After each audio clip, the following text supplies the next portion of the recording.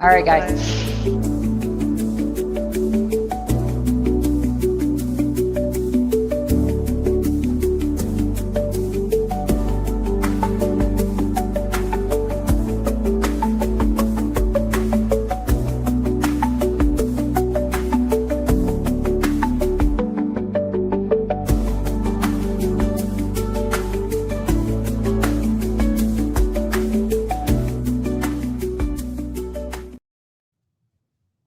Hi, everyone.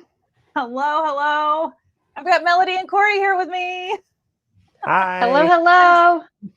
We're all here ready to hang out and sew with you. I'm Bethany with CutterPillar, and we are starting day one or part one of our 3-part series, Sew Along, for a Riley Blake Sew Along kit. So if you bought the kit to make this beautiful table runner, you're in the right place. If you missed out on the kit because it is sold out, then please stay and hang out with us. Ask questions. We're going to be sharing a lot of sewing tips. So, you're welcome to follow along, take notes for your own sewing projects. We're going to be sharing a lot of sewing tips, but this is what we're making. There's 2 sides. I folded it in half. It's so cute. And we're going to walk you through all the steps from start to finish. And we're so happy that you're here. So please let us know if you're got the kit, if you're sewing along with us, you're hanging out with us, please say hi. You guys know, I'm going to point this way. You guys know Melody. And you might recognize Corey as well from Linda's, but I'm going to let them introduce themselves. Well, I'm Melody here from CutterPillar. Guys, this is the first time I'm not in the office studio. This is the first time I'm here with you all in my house. I built a little space in the house that my mother used to sew in all the time. And we set it aside to do this. And finally, I got some stuff set up, and it's not perfect yet. It's not set up how it needs to be quite yet, but I'm really excited that I'm here doing it from home. I didn't have to drive out. I didn't have to go outside today. It's all like cold and stuff here in Utah. So I didn't have to do any of that. So I'm really excited, and I'm way behind on this kit. I'm hoping there's a bunch of you way behind as I am with all of my travels and crazy that's been going on. Yet. Well, I mean, I know, but like I saw in the CutterPillars Creation Hub, I hope you saw too. They're like, my stuff's cut. I'm ready to go. And I'm so proud of everyone who did that. But I'm really excited. This is going to be so fun. Yeah, we're actually going to walk through the cutting today a little bit and make sure everybody's got that understood, because there's a lot of pieces in this one. But Corey, introduce yourself. Hey everyone, I am Corey Pearson from Linda's, and if you've ever seen any of my videos before on our channel, you can tell I am not in my normal spot.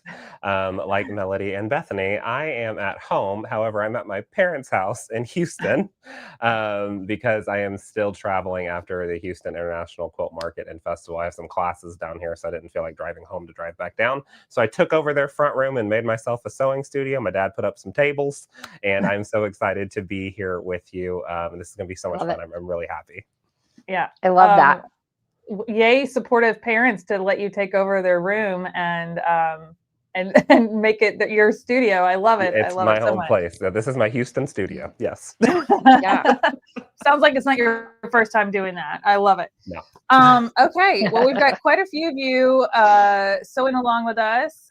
Linda wants to know, how long will today be? Linda, your guess is as good as mine, but probably at least an hour. But we can get a little chatty sometimes. And with your questions, any questions that you guys have, please put them in the chat and we'll answer them. So that will also kind of gauge our time. But we'll try to get through as much as we can to set you up for success for part 2, which is happening on Friday. And then the final part is happening next Wednesday. I gave you a little more of a gap between Friday and Wednesday and a whole weekend to kind of get caught up and everything, because today we're cutting. We're prepping, and my goal is to start piecing one block so you can see what that looks like. Then Friday, we'll finish piecing, and then we'll take all of our blocks and put them together and do our border. My goal is by Friday that we'll have our entire quilt top done. If not, that's okay. Okay, Corey gave me these big eyebrows just a second ago. And then when I said that, and then come Wednesday, so if you want to watch and like piece it all together over the weekend and into next week, come Wednesday, we'll make our quilt sandwich. Corey and I are going to talk about different ways to quilt it. and we're going to go through the steps for binding. So by the end of Wednesday, you have all the information you need to finish it. If you don't finish it on Wednesday, that's okay, but you'll have all the information you need to. So a lot of people kind of watch and take notes, and then they'll sew later and watch the replay, which, by the way, you'll be able to watch the replay of this at any point. It will live on our YouTube channel, just like our sew along from the summer lives on our YouTube channel. And so, yeah, we're going to jump in just a second. But Melody, I'm going to let you talk about Fall Fest for a quick second, because I want to make sure we talk about our CutterPillar sale that's going on, if that's okay with you. Please. Yes. Thank you. I appreciate that. There's a few things that we need to talk about. We need to remind you all of. Fall Fest is still going on. We decided to extend it. We were having so much fun with it.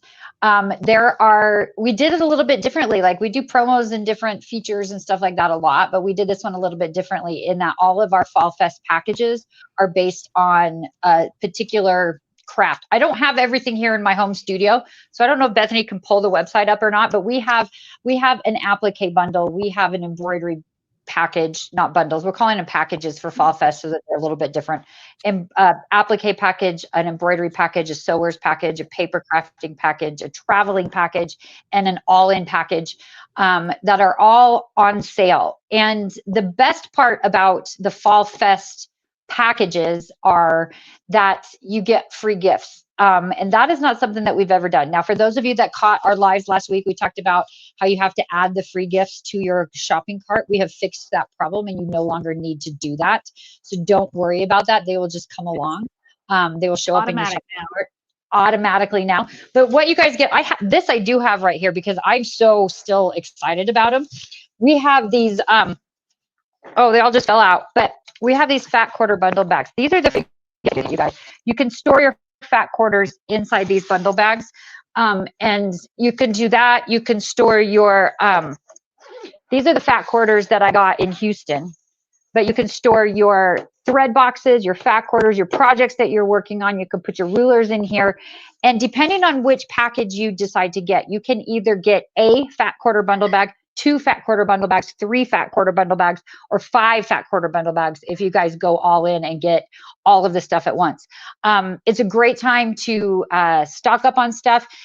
If you need to get your all-in package because you haven't done that yet, the 5 fat quarter bundle bags that you get with it, just imagine, like, your Christmas shopping for all your quilty friends is done. Like, how fun is that? Like, they can all have fat quarter bundle bags. Corey mentioned he's still at the Houston show.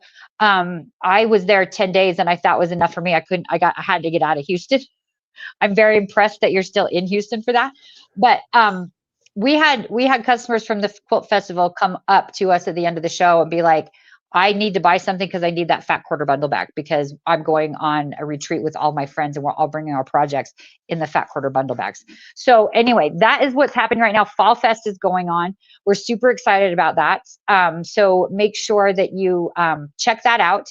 If you just go to the main page of CutterPillar, you click the banner on Fall Fest, it will take you there. So check all of those bundles out. We'll be talking about some of the products that were specific products as we go along with our sew along here, but that's where you go find the Fall Fest stuff. And then I'm going to put a little plug in for our next sew along, even though it's a little bit early. I need to put a plug in because our kits for our next sew along they're selling fast, guys. They're selling really fast. We do still have some left. Our next sew along is November. What's the date, Bethany? Do you remember? November 12th. Sorry, I was pulling up. Linda wants to know, can you buy the fat quarter bundle bag alone? And yes, you can.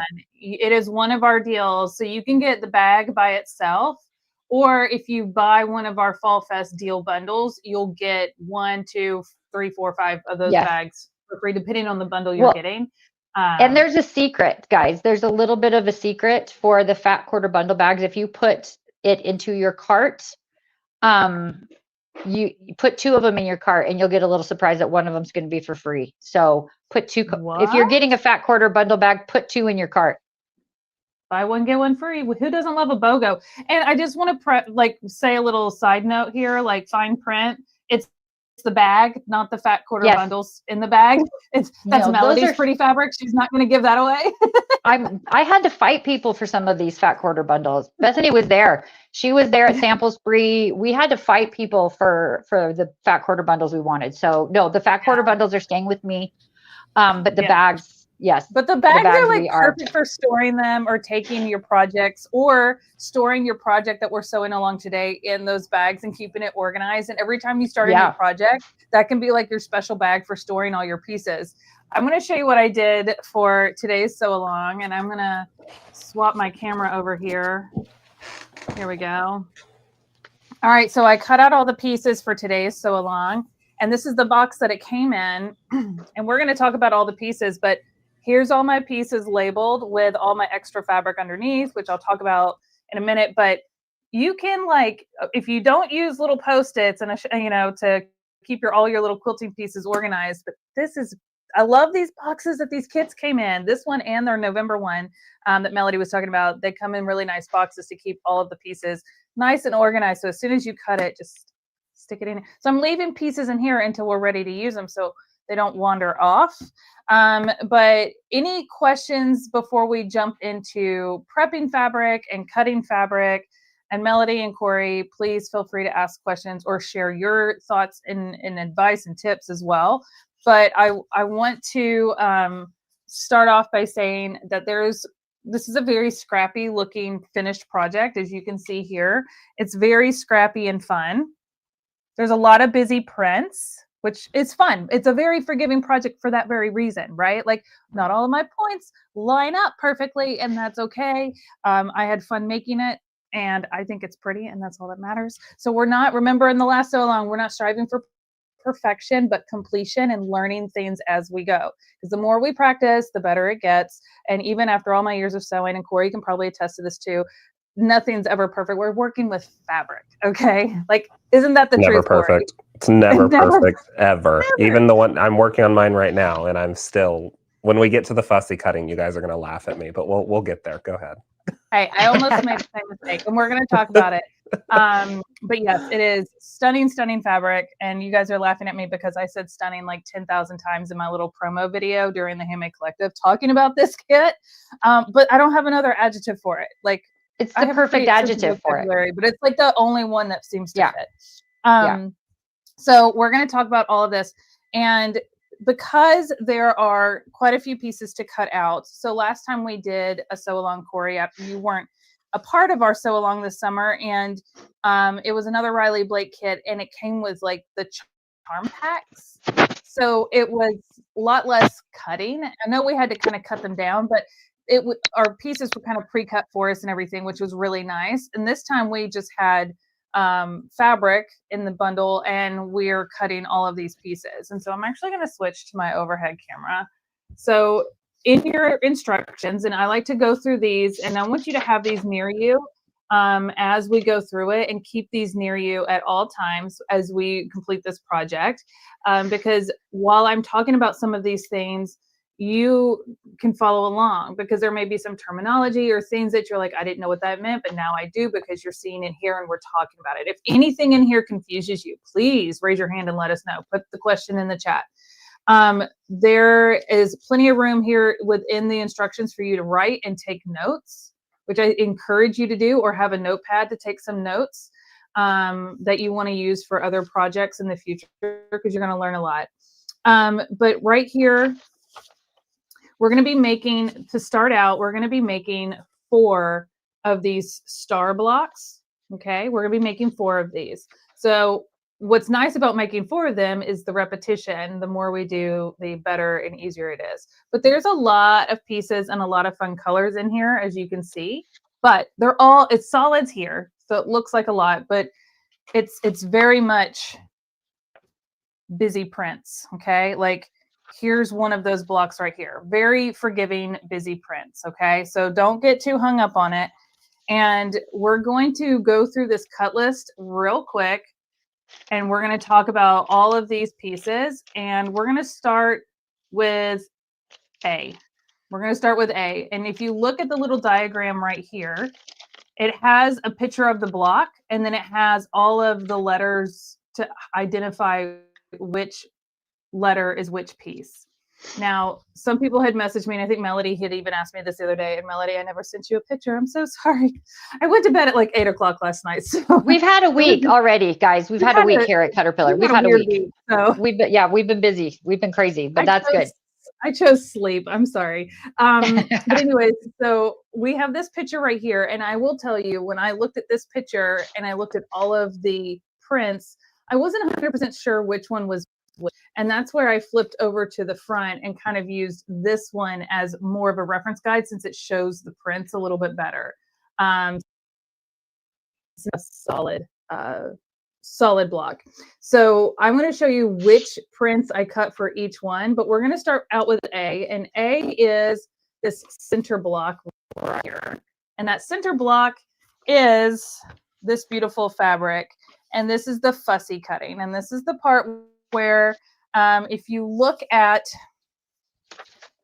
the picture on the front, if you look at this picture, I'm going the wrong way. If you look at this little square, it looks like the little house that's in the center of this square.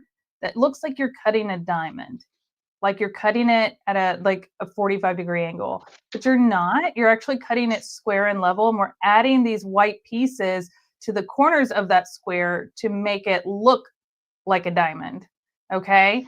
So I had to take a minute to look at this myself when I first made it, because I made one already. And I had to go, okay, I'm cutting the square like this, and then we're going to add these pieces to make it look like this diamond shape. Okay, so I don't need to cut it at an angle. I need to cut it square on. And honestly, it took me reading ahead in the instructions right here to figure that out. Actually, right here. It's right. This is the first step that we do. We build our blocks from the inside out. And so I looked at this and I was like, oh no, it does need to be cut square, because I almost cut it at a diagonal. What a genius idea, Bethany, to read the instructions. To read the instructions. Now, as you can see, I did not read the instructions. And so I cut them all on a diagonal, which is fine. They end up kind of rocking back and forth in the table runner. But who would have thought to read the instructions ahead of time?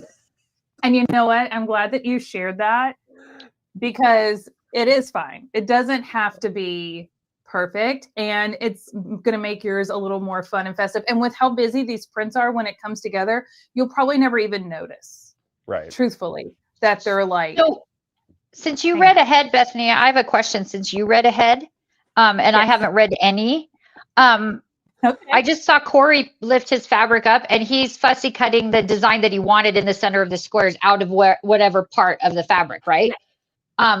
Do we need this fabric again? Like, does it matter where we cut this? Okay, that's a great question. So let's talk about that real quick. You're going to go through this list. I literally just had this. You're going to go through this list, and you're going to cut A through J just right here. And that's going to build the 4 blocks. That is not going to do your border. And the border is a very scrappy border that we add around those blocks after we piece them all together. So whatever scrap fabric you have left over after cutting all of your pieces, and there were some prints that I didn't have really enough left over to add into my scrappy border, and then there were some that I had extra. So whatever you have left over is what will, and I didn't even cut those out yet. I didn't cut out my border pieces, and I didn't cut out my binding yet, because I only wanted to have my block pieces ready for today and Friday. Friday, we will piece together the border. Everybody's border may look a little different depending on how you cut out your pieces. You may have more green than red, or red than green, and that's okay. You're just going to piece it together. There was like a gray, this like grayish one. This fabric right here is not in the blocks. It's just in the border. Based on the photo. Now, if you chose to cut it out to put into your block, that's fine. You just won't have that for as much for your border, and you may have extra of something else. Again, you can rearrange this, but within reason, because they only gave you so much fabric. So I try to get you to stick to, and I'm going to go through all the pieces and show you which print I picked for each one, and it works. I've already made it once and I had some extra, but if you did a little different, that's fine too. Or if you have another Christmas fabric you decided to work into it that matches, because I mean, it's kind of just Christmas colors really, that's fine too. Right. I have plenty of Christmas fabric in my sewing room that I could throw in if I needed to, but you should have plenty to do the table runner and possibly one extra block to make a pillow. A pillow. That's what I love about Christmas fabric. Like there's always sort of stuff that matches. All the colors of Christmas kind of match. I know. Yeah. No, it's so easy to kind of mix and match. And we had someone, Marcy, who was at my sewing retreat last week. She was cutting out her kit at the retreat and she made a little mistake because she was too busy chatting and having fun and got distracted. I'll call it out. There she is.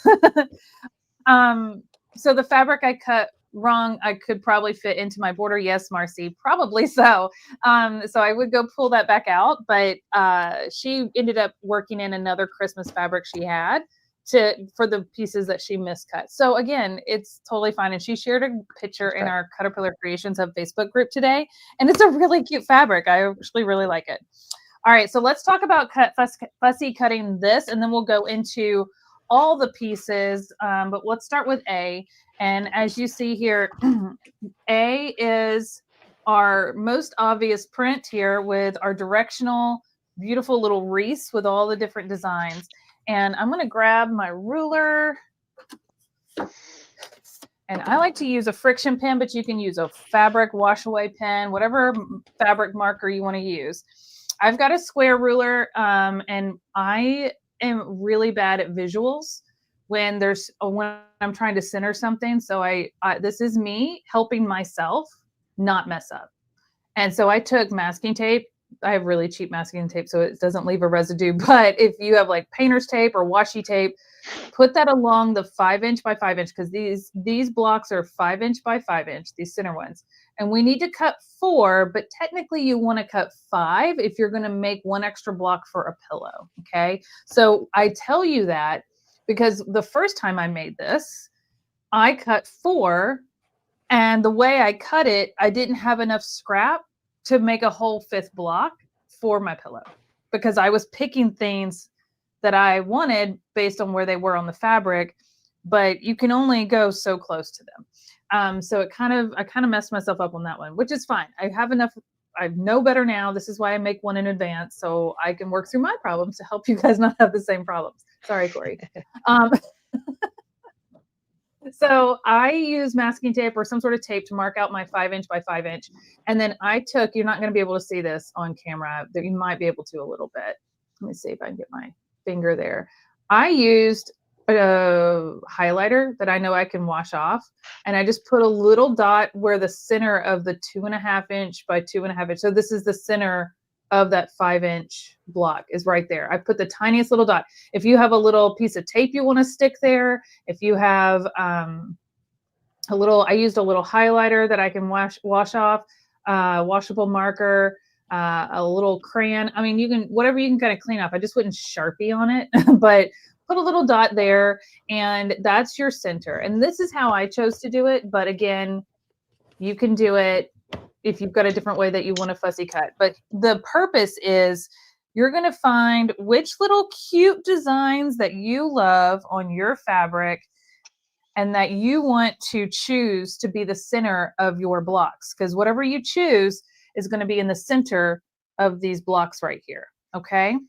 And I use my little dot to line it up, and these are circles. And they have these little berries on these little wreaths, which is kind of helpful. So this little berry right here seems to be right at the center. Now there's not one at the bottom that's right at the center. And I'm going to zoom in a little bit and see if I can. Oh, wrong remote. Let me try this one. There we go. Okay. So my little dots right here, I want to capture this little pink deer because, I mean, they're the cutest. And so I've got my little dot kind of eyeballing the center of this because these wreaths are not like perfect circles. So it's not going to be easy to completely square this up, but you're going to have this facing you square on. I'm actually going to move this over so you can see a little better. And I'm going to, where did my remote go? Here we go. I have to stand There up to we go. cut. I can't cut sitting down. Sue, I'm not sure why your fabrics would be different than ours if you ordered the kit. You don't have that fabric in your kit? This fabric, let me explain how the fabric came in the kit. It came all folded together, and there should have been, all of your pieces should have been in there. So make sure you've separated all of your fabrics, okay? All right, so, because I say that because I couldn't find this little cream color, and it was hiding behind this gray, and I didn't see it at first, and I had to find it. So just make sure you've completely separated them all out. All right, so I've got my center dot, and I've got it kind of lined up here, and I'm taking my fabric pen or marker, and I'm tracing along these two sides of the 5-inch by 5-inch square. Once I've traced that and I've got this line here, I'm going to turn it around and line that line up where my tape is. And I'm going to draw here and here. That's it. I didn't unfold it. Thank you, Bethany. Oh, you're welcome, Sue. I'm telling you, there's some very busy prints, and these fabrics were very well packaged. So go looking for it. So anyways, here's my square that I've drawn, and you're going to want to do that for at least 4. You may want to do it for 5 if you want to make the extra little pillow. But there's this one. I chose the pink deer, so I'm going to have one on my table runner and one on the pillow because I think the pink deer is super cute. I chose the little stockings. I loved those. And then I chose the little mittens, and I have the little sleigh. Okay. Now, based on how your cut of fabric is, you may not be able to do those same ones. Like on my first one, I ended up doing the pink little bells. I did a Christmas tree. I did a fireplace, and I did the little pink deer with the boot. So I'm getting different ones this time than I did on my first one. So if you haven't already, take a minute and trace out your 5 blocks, your 5 center blocks, and make sure that your fabric is facing you, and make sure that your square it's square to your design. I also want to preface this by saying, before you cut anything, if you haven't, I do highly recommend, and Corey, you may have an opinion on this, but I do highly recommend that you go through and press your fabric and get all the wrinkles out completely. And my personal opinion is I always do just a slight spritz of a liquid starch.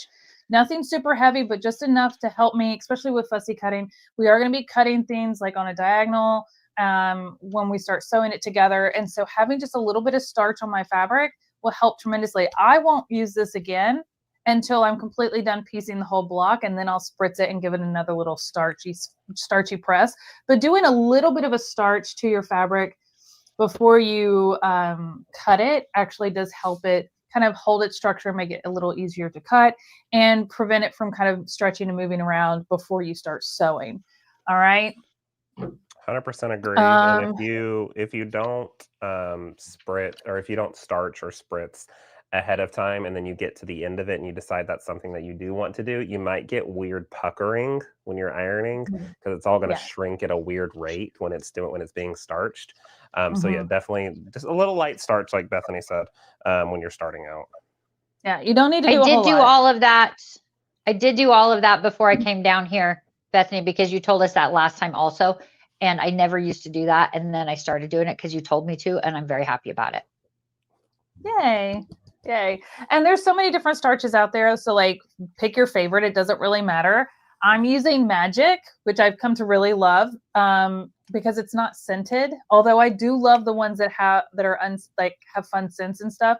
But I'm really loving the result I'm getting with this. But there's so many out there. Corey, do you have a favorite that you like? I like Magic a lot, but I find myself using Best Press majority of the time.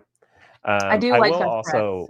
I will also tell all you guys as a little tip, just because it's happened to me and I know how it goes. I'm sure Bethany knows this as well. Some starches, whenever you're using them, once you iron them, they sometimes leave like a glimmer on the fabric, depending on what starch you're using. So I Or if always, and I you don't know, overstarch. or if you overstarch, yeah. And so Yeah. I don't know if you do this, Bethany, but I always starch and iron my fabrics from the back, just in case, like I'm trying out a new starch or I'm traveling to a different show and this is all they've got. I'm always doing it from the back. That way, if it does leave that little bit of a glimmer, it's on the back of the fabric and not on the front. That's a really good recommendation. I just go full send and do the front. But I am also a very light starcher. Like on this piece of fabric right here, I just was like, shh, and I hold it really far away. Yeah. I'm not like a get up in there and soak my fabric. I'm all in the business with the spray bottle. We all in the fabric. I don't know why. It just we're does doing the a light thing. mist, okay? A light. We want some distance, and and I'm kind of misting like my whole room, but I'm like, I want an even coat. Yep. I don't want saturated areas, and we're not soaking the fabric. It is just a little. It's like when you spray your perfume and then you run through it. Mm-hmm. Spray Think of it delay that and walk way. away. Yep. Remember when we saw that? All right. It's not like your hairnet hairspray where you're like, all of that. We're doing very little, okay? Well, also like having one of those, I don't know if you have one of these, Bethany, one of these Mr. bottles. So like if you get like the standard bottle that comes with it and you can put it into one of these Mr. ones and that puts out, I'm going to spray all over this table, but it puts out a very light mist. And like it's nothing crazy. Spray. Yes. So you're like moving it as you're spraying. I do have that. I just have water in mine. But you could transfer your starch into one of those. All right. I am going to. Julie said, I may have sprayed more than misting. Girl, same. It's okay. It's okay. It's okay. But starch isn't super cheap. So I'm telling you that a little goes a long way, and you don't really need to do a whole lot because we're just starching to cut.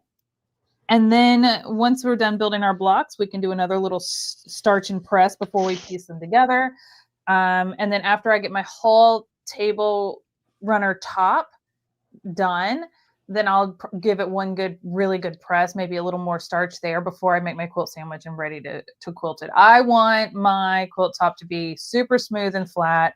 And I also, before I make my quilt sandwich, I'll spray my backing fabric as well to with starch. Nice and crispy. I said this to someone yesterday. I said, I want my fabric crispy like I like my Diet Cokes. Nice and crispy. Melody, I always spray my backing fabrics with water. I got my Diet Coke. Ooh. I understand that concept of crispy Diet Coke. I live in Utah. I understand crispy Diet Coke. Yes, you got it. I have my McDonald's Diet Coke here with me today, and it is giving me life.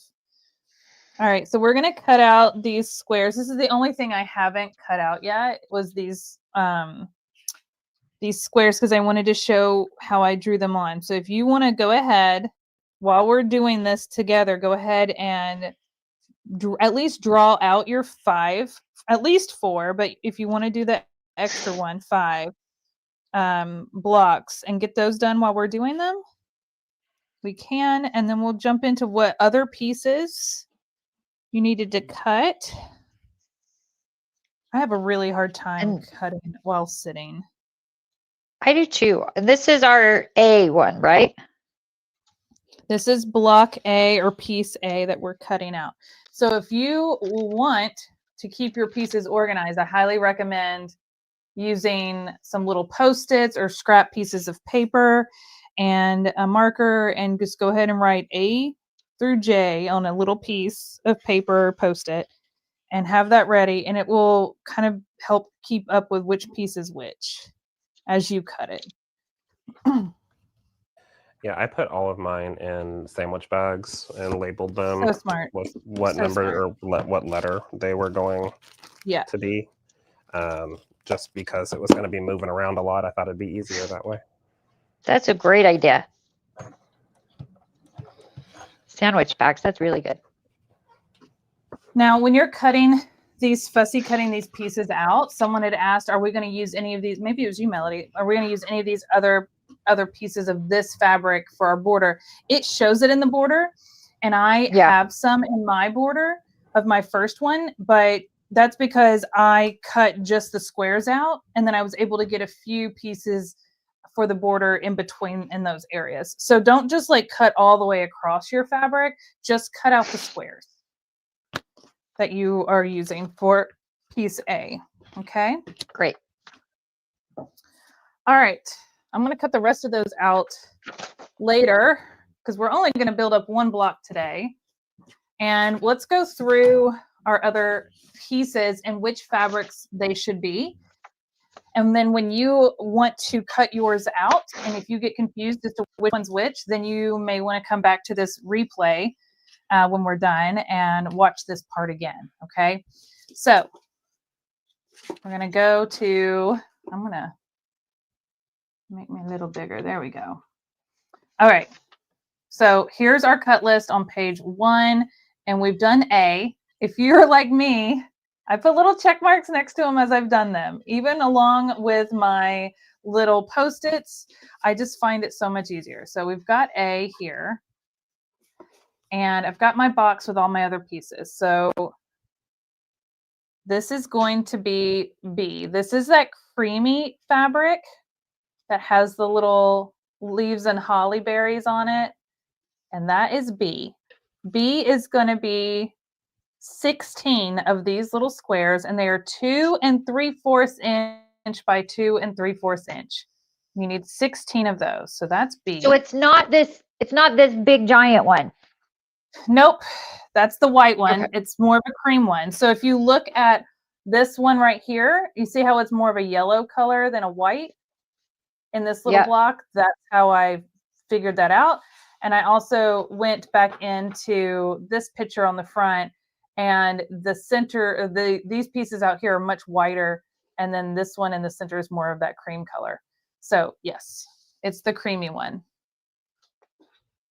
or slightly off-white one, I should say. All right, so that's B. Let me find C and D are going to be the same fabric, and it's the little red fabric with the bells and the stars. So it's our smaller red print, and you're going to cut C and D out of that. You're going to have 8 of each, so 8 of C and 8 of D. They're both 1 3/4 inch wide, but C is 5 inches long, so it's shorter, and D is 7.5 inches long. This is creating that center red block that's going to go around the center. Okay. So that's why you see C and D right there. Okay. So that's C and D.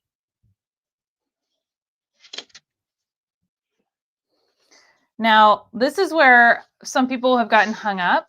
I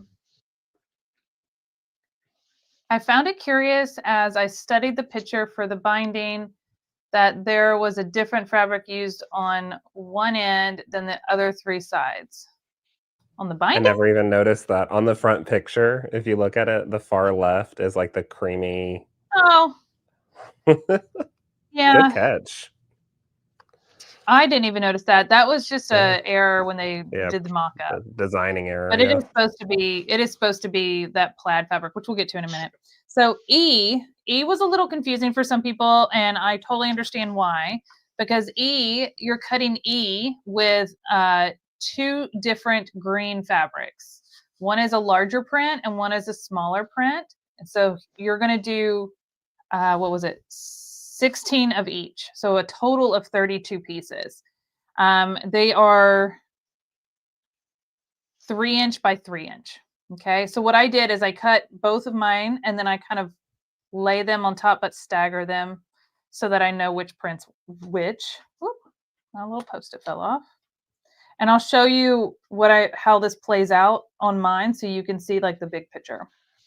F is our big red print, and you need 32 of those, and they're 2 3/4 inch by 2 3/4 inch. So there's 32 of those.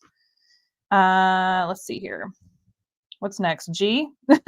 A, B, C, D, E, F, G. 16 of the little pink fabric, and it's 2 inch by 2 inch squares. These are little bitty pieces of the pretty pink fabric. Also with the pink fabric, you're going to do 16 3.5 by 3.5 inch squares. I is 16 2 3/4 inch by 2 3/4 inch of the smaller print of the green. Remember we did 2 prints for E, the big print and the little print. Oh, I can't talk today. Big print, little print.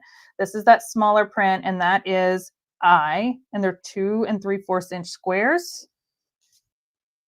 And last but not least, J, which is our background fabric, which is that white with the silver kind of speckled dot on it.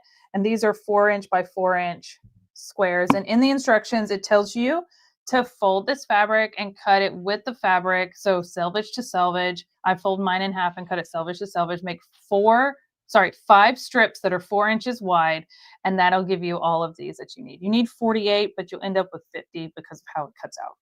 All right, so that is all of our pieces just for these blocks.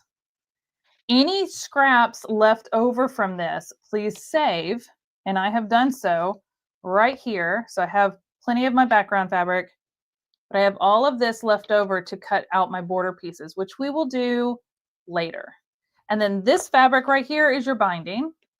And we're going to talk about that when we get to binding next week. So we're going to talk about cutting binding on the bias, which is another reason why I'm not cutting it, because I don't want it to stretch any more than it already will when I cut on the bias. So I kind of save that for later, and we'll do all of that at another time. So here's my little handy dandy box of pieces. Does anybody have any questions about any of the pieces for building this block and which fabric is which? Again, you can always come back and watch the replay to see all of them again and go through them again. What about the gray holly? The gray holly, we're not cutting out for the block. It is an extra fabric that is worked into the border if you so choose. So it's just a little bit of fabric. It's the counterpart to the off-white here, okay? Now, if you wanted to, you could alternate, since there's 4 of these blocks, you could alternate these pieces right here. 2 of your blocks could have the cream and 2 could have the gray. It's totally up to you. Now, remember how piece E is split with 2 different green prints? And, but let me show you what that looks like on the finished one. So I'm going to try not to bump my microphone, but I may. That is these pieces around the block here. And you'll notice that this is my smaller print here. And then this is my bigger green print here. And then this block has my smaller green print. And then this one has that bigger green print. And I alternated that on purpose. So it's just something to keep in mind as you're building it out. So was C and D with the bells? C and D, yes, with the little red bells. Yes, you use the same fabric for both of those. The other thing is, if you're going to alternate your greens so that you have, and again, from anyone else who doesn't sew is probably not going to notice this. So if you had 2 blocks side by side that had the same bold print and 2 with a small print, nobody's going to really notice because it's all very scrappy looking quilt top. But for me, I alternated which greens I put with each block and alternated my blocks. But that also meant I had to decide which centers I wanted to be where, my order for my blocks. So which was B again? B was this creamy white with the holly. If you don't see the creamy white, it's probably hiding behind the gray that looks just like it, because my gray fabric was the same cut size, and it was stuck to the back of it. Any questions about what I was talking about with the blocks, with the E and the 2 alternating greens, for building out your quilt, your table runner? If not, that's awesome. All right. Melody, do you have any questions? I'm covered in threads.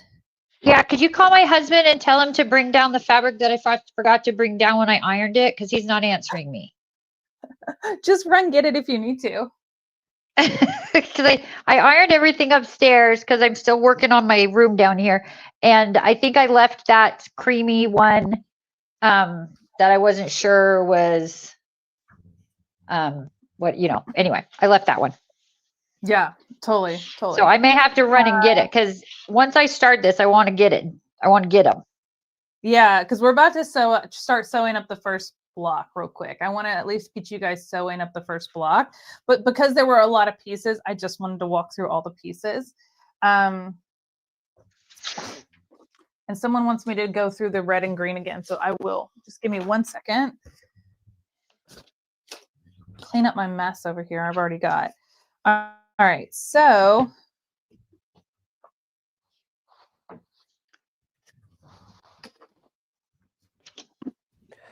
Hi, Mom. Organize my space. All right. Real quick, while you're organizing your space, Yes.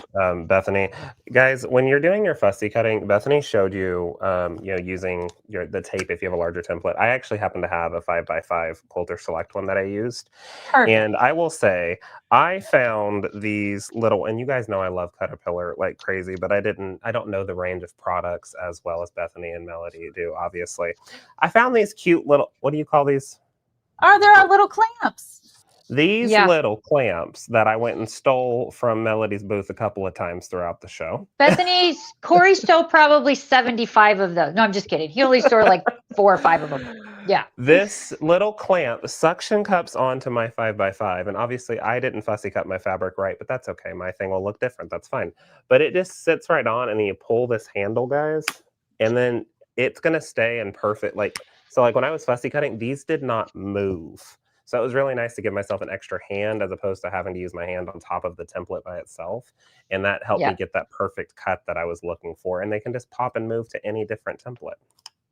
Yes. And the mini ones will also fit on your 3-inch wide rulers too. They're small enough to fit on the 3-inch wide. They're really the best for those little tiny rulers that we all have that we love to use. They're so good for that. Thank you for calling that out. Of course. Yes, Susan, I'll hold up the fabrics one more time. And I'm going to go over the red and green again. I also want to show, we have a bigger clamp for bigger rulers that does the same thing. It sticks and clamps. Let me stick it and clamp it. But it also has a light on it. So if you struggle with seeing, then this can help you a lot. And it has like a nice handle, and it's built for left and right-handed. So as both of our clamps are. So you can choose which clamp is right for you.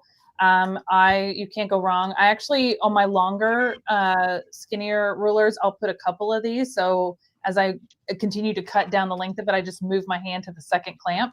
And then I also have this one for anytime I need a little extra light. I don't really need it in my studio. I've got all the lights turned on. But Diana, yes, they do work great. They are a must-have. This one's a rechargeable. You just plug it in and it easily just comes right off. And then we have our little mini ones as well that Corey was talking about. And they hold a lot. Like you can clamp these to our tempered glass mat. That's kind of heavy and it holds on. Yeah. So, I thought that was insane. Keisha was demonstrating that. Yeah. And it's just like, yeah, we love holding them, the glass mat with our clampies. Yeah. It's crazy. I feel like one of those guys that's installing windows, like they have those big suction cups holding glass so it doesn't break. Here, I got it right here. Watch. Here's my glass mat. Oh, he just held it up too. Yeah. Even with the mini. It's so cool. They're so great. All right. I was going to go over the pieces again real quick, rapid fire. We're going to go over the pieces again. And then don't forget, this is recorded. And when we're done being live, you can go back and watch the replay. I had to get that clamp off my ruler. They're so good. Before you do it, Bethany, I just want to say one quick thing before you do it. We have also extended our Houston Festival BOGO buy product, get a product for half price deal. We added them to the Fall Fest page that we showed you guys earlier, so it's all in the same place. And the cutting mat that Bethany and I are both using, our Flip and Fold 48. I believe one of the BOGO deals is you get buy the cutting mat and you get that clamp light for half price. Can't go wrong with that. So check that out too, because I love this mat too. Like mine right now is sized 17 by 48 for for what I'm working on, because I have lights sitting up on my table. Anyway, go check the BOGO deals out too that are on there. Buy a product, get a product for half price.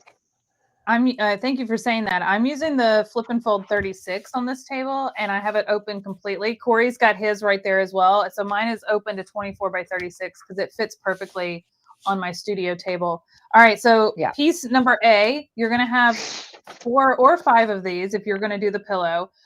Piece number A, where we've centered our little circle block, so that's A. Piece number B is the creamy holly berry. That's B. C is the red with the bells. D is also red with the bells, just a little longer than C. E is going to be cut in 2 different greens, the smaller print with the pinkish reddish flowers, and the bigger print with the bigger holly and all of that. You're going to have 2 prints that you're cutting E out of. Both are green, 16 of each for a total of 32. 32 pieces for E, and you're cutting them in 2 different greens. Okay. F is our big red print. So if you didn't notice, this bigger green print and the red print are the same print, just different colorways. So for F, you're going to do all of those in red, that one red. G is the little pink. This is the pink tone. It's not the creamy that we did earlier. You can kind of see the color difference here when I hold them next to each other, but pink for G, and also pink for H. It's that little pinkish background color fabric.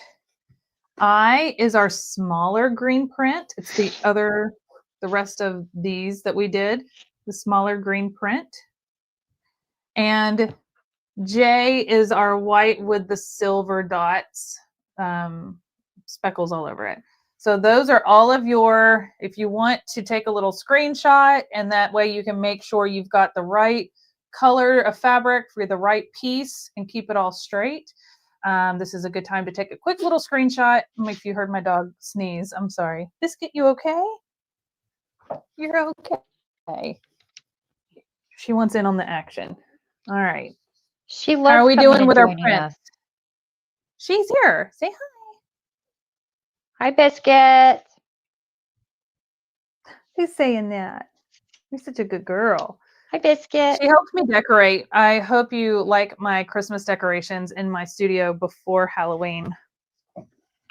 That was for you, Melody. Hey, no judgment. I appreciate that at all. Because I've already I finished one more tree. The one in my bedroom is done now.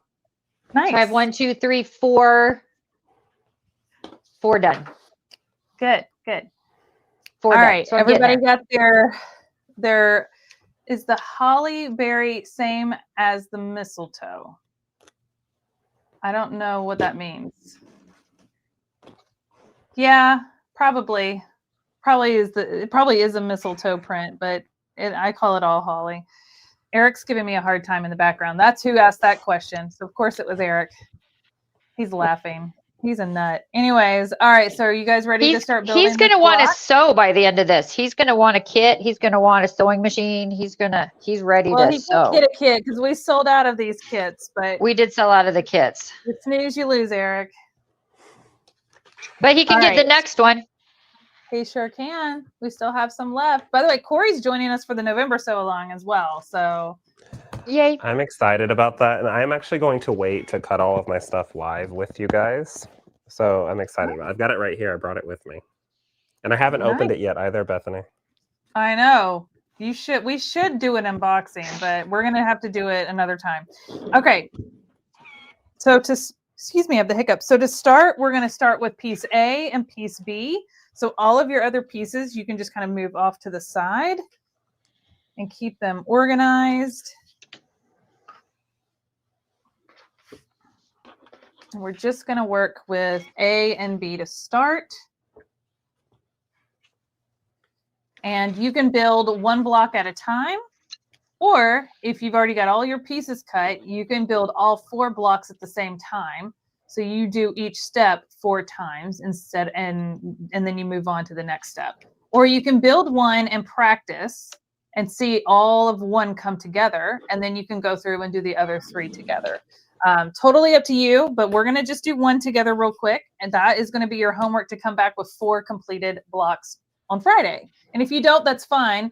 You'll learn how to put them all together and do the border on Friday, and so you can always catch up over the weekend. So this is block A, and we've got block B. And for block B, I'm only going to need 4. I'm going to need 4. So I'm going to pull out 4 of these. It's 1, 2, 3, 4. Set those aside. So I've got 4. And we're going to attach these right sides together. Let me zoom in a little bit. There we go. All right, so I've got block A here facing you, not me, but facing you. And I'm going to put one of my little squares in the corner here. And I can go ahead and put one in the opposite corner if you want. But not these yet. We can only do 2 at a time because we are going to sew from corner to corner and corner to corner. You want to sew corner to corner from the edge of your green square to the edge of your green square. You don't want to sew into the square. We want to sew from the edge of the square to the edge of the square. If it helps, you can take a ruler and a pen. Some people find this helpful to do this part. And you can just draw a little line. Make sure you're getting all the way across corner to corner. If you also want to pin or clip your pieces in place, you can. But because I starched mine, they kind of just stay right where they need to, because I'm just going to go straight to my machine and stitch across both of these. And then we'll trim and do the other corners. So let me switch to this camera. Oh, look. Now I am using a 1/4 inch piecing foot.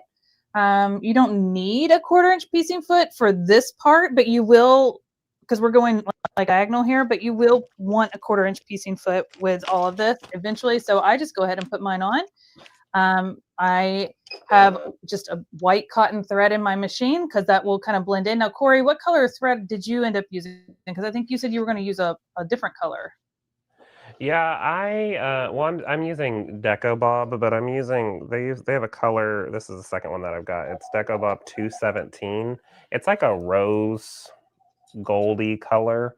So the really great thing about that is if like the seam pops open a little bit while we're quilting it. Can you hold that back up? Again. Yeah. Sorry, it's light, but it's like a rosy gold color. It's number 217, and I love Deco Bob for piecing. It's 80 weight. I use it for everything just because I like my seams to be like really, really flat. But just in case the seam pops just a hair, because sometimes when we do, like, I like heavy quilting on my stuff, so it might open the seams a little bit. That rose color will kind of go hand in hand with the pink tones that are in all of these fabrics. So it's just going to look natural as opposed to having like a really stark, like black or gray or something like that that shows up. Yes. And I went with white. I went with white because that was what was already in my machine. All right. Nothing So wrong with that. I went ahead and stitched down both of these lines, and then you're going to want to cut off the excess on the outside corners, and you're wanting to leave about 1/4 inch seam allowance. Now you can eyeball it, or you can put a ruler up next to it and get your 1/4 inch seam allowance. It's totally up to you. I'm an eyeball kind of person, which I know makes some people's eye twitch, but I am who I am, and fine, you do you. All right, so this is what we're left with, right? And now we can open this up and give it a little finger press, or you can take it to your iron. But we're going to come back and take our other 2 pieces. You see what we're doing here? We've got these 2 corners. Now we're going to come back over and do our other 2 corners the same way. And this is why we had to do 2 at a time, opposites at a time, because they do overlap here. And so we are going to sew across these. So if you want to take a second to press these open and make sure they're nice and flat before you do it, you can. And then we're going to draw a little line across here. I find that helpful, especially on the machine I'm using today, because I'm not using my FOF. I don't have a little laser line.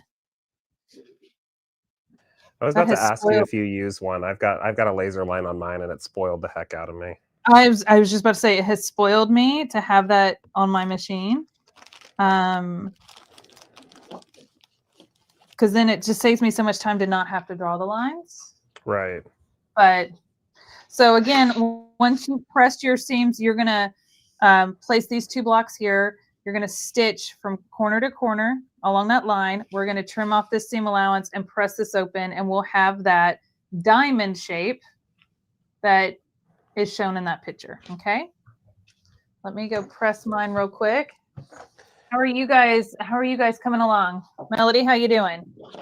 I'm separating my 2 greens. There but you go. I think I left my bee upstairs. Well, you're welcome to go run get it. It's totally fine. Yeah, but the camera will follow me. That's right. Here. I'll just ready, go. I just removed her from the screen. Just dropped her right out of the screen. It's fine. Now's your chance. She's got one of the face Bethany, tracking. I can log in with my phone camera so they can see what we mean by a laser line, because I know some people might not have seen that before. Oh yeah. Okay, let me try to do that real quick. It's not going to mess up with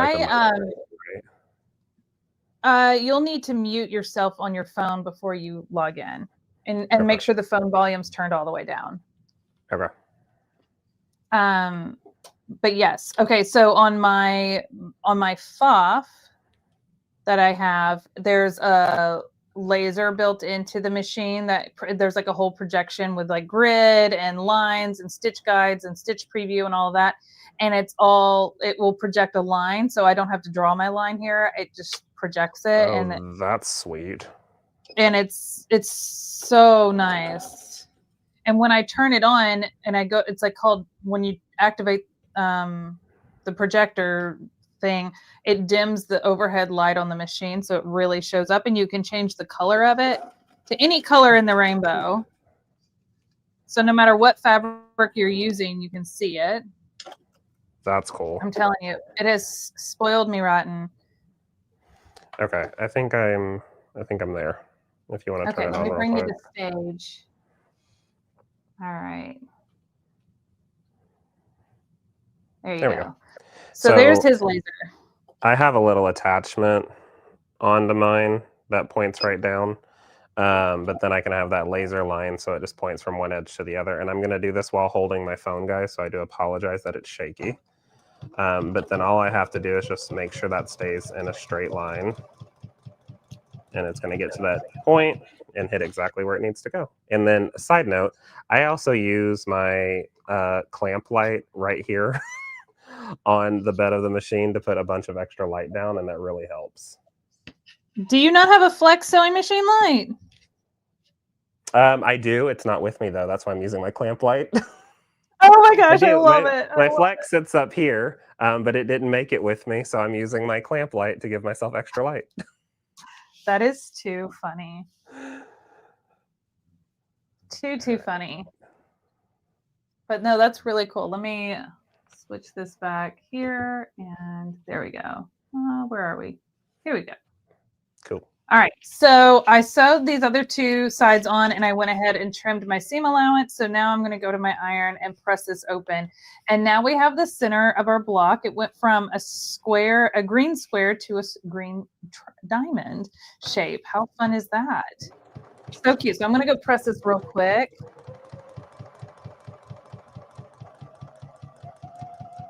And you've got you're pressing you pressed your seams open, right? No. Oh, you didn't? I did. I don't. Yeah, you know what? I don't have the patience for that. Oh, see, I love a good open flat seam. There's just something about it for me. Now, when I go to attach my blocks, I will press my seams open between the blocks. But when I'm piecing, I will press to one side. And so for this one, I pressed my seams to the outside pieces because that's just the way that they kind of naturally fell. So I kind of let the fabric tell me which way it wants to go. Fair. But Corey, is the laser light available to attach to any machine? Yeah, this one is the green one from Vivilux, VIVI Lux, but it's just a Velcro that sticks on and then it can attach to any machine. And it has 3 different attachments. So it has a dot, a crosshair, and then a straight line. And then I just Velcro it onto any machine. But this. I mean, I use a bunch of different ones. I also like the SoQ laser. Bethany, I know you've seen them, that one. Yeah. That's a really, really good one too. Melody, you got your fabrics? Oh, I can't hear you. You're muted. Hold on. Let me unmute you. Or you'll have to unmute yourself. You have to unmute yourself.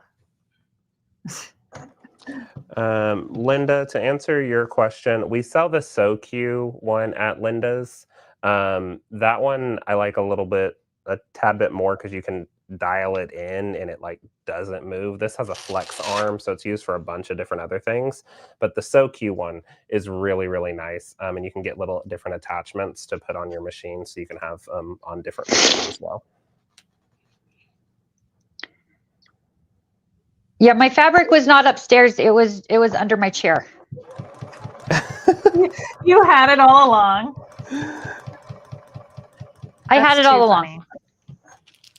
All right, so this is what we've done so far, Melody. We did our little green square. We did our little white square. So now we have our center square for our block, and we're building from the inside out. So the next pieces that we're going to need are C and D. So we're going to do those next. So we're going to start with C, and we're going to need 2 of those.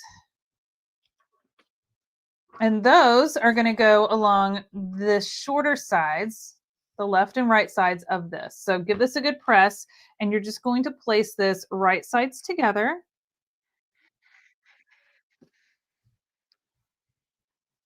And if you want to clip it in place, you can, but we're going to do a 1/4 inch seam allowance down both of these sides and then press this open. This is when you're going to want to have that 1/4 inch piecing foot now attached to your machine if you haven't already, because it'll give you that perfect 1/4 inch seam.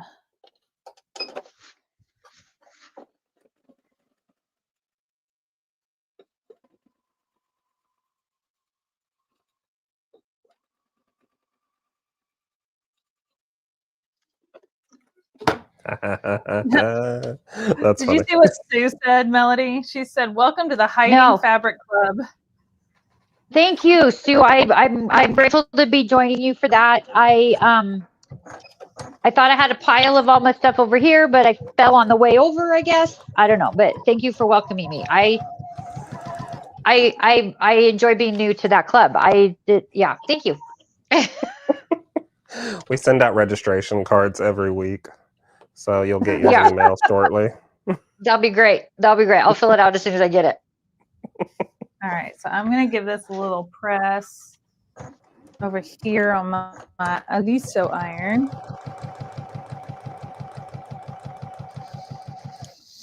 Do you have the M3, Melody? I'm sorry, Bethany. Do you have the M3? Yeah. I love the little headlight on it. It's the cutest thing. I know. We like all the lighted tools around here. All the light. All the light. All the light. All right, so look how cute this is coming along. Like, you can't be sad when sewing Christmas fabric. It's just impossible. And yes, it's October, but we're just feeling all the jolly. So we're going to need 2 of piece D. We're going to need 2 of those, and these are going to go along the top and the bottom. So this is why they're a little longer, because they now are going to make that full square around it. So we're going to set those aside, and we're going to do the same thing we did with C. We're going to bring it right sides together and stitch down both sides 1/4 inch, and then press our seams open. While there's a lot of pieces for this block, I do find that it comes together pretty quickly. Yeah, I thought when I was building mine together, I was like, oh, this goes together. I mean, you could crank this out in, you know, a day.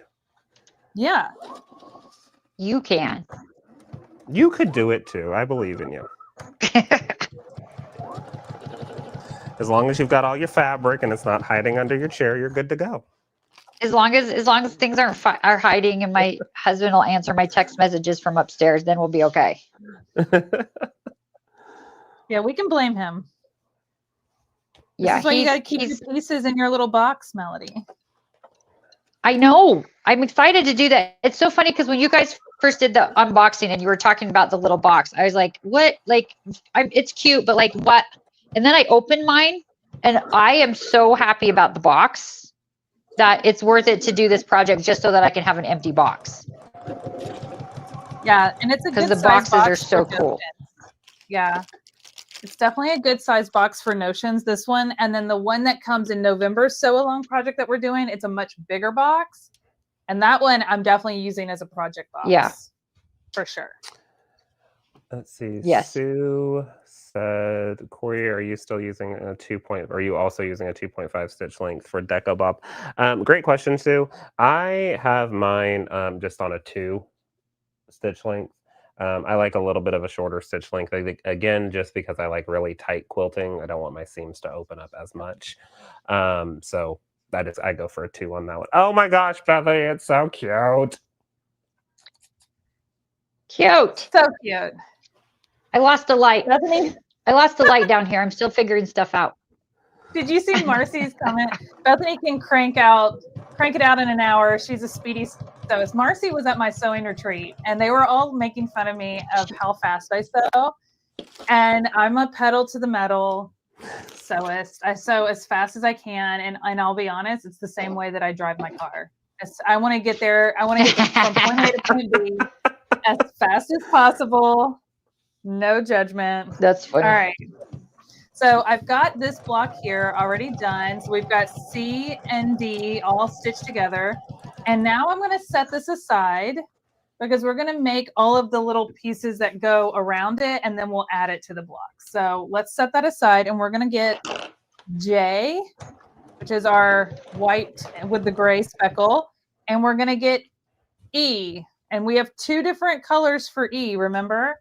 So we need to keep that in mind, and we're going to kind of plan this out. So for this one, I am going to take a second real quick because I haven't cut out my other center squares yet. Let me look at this.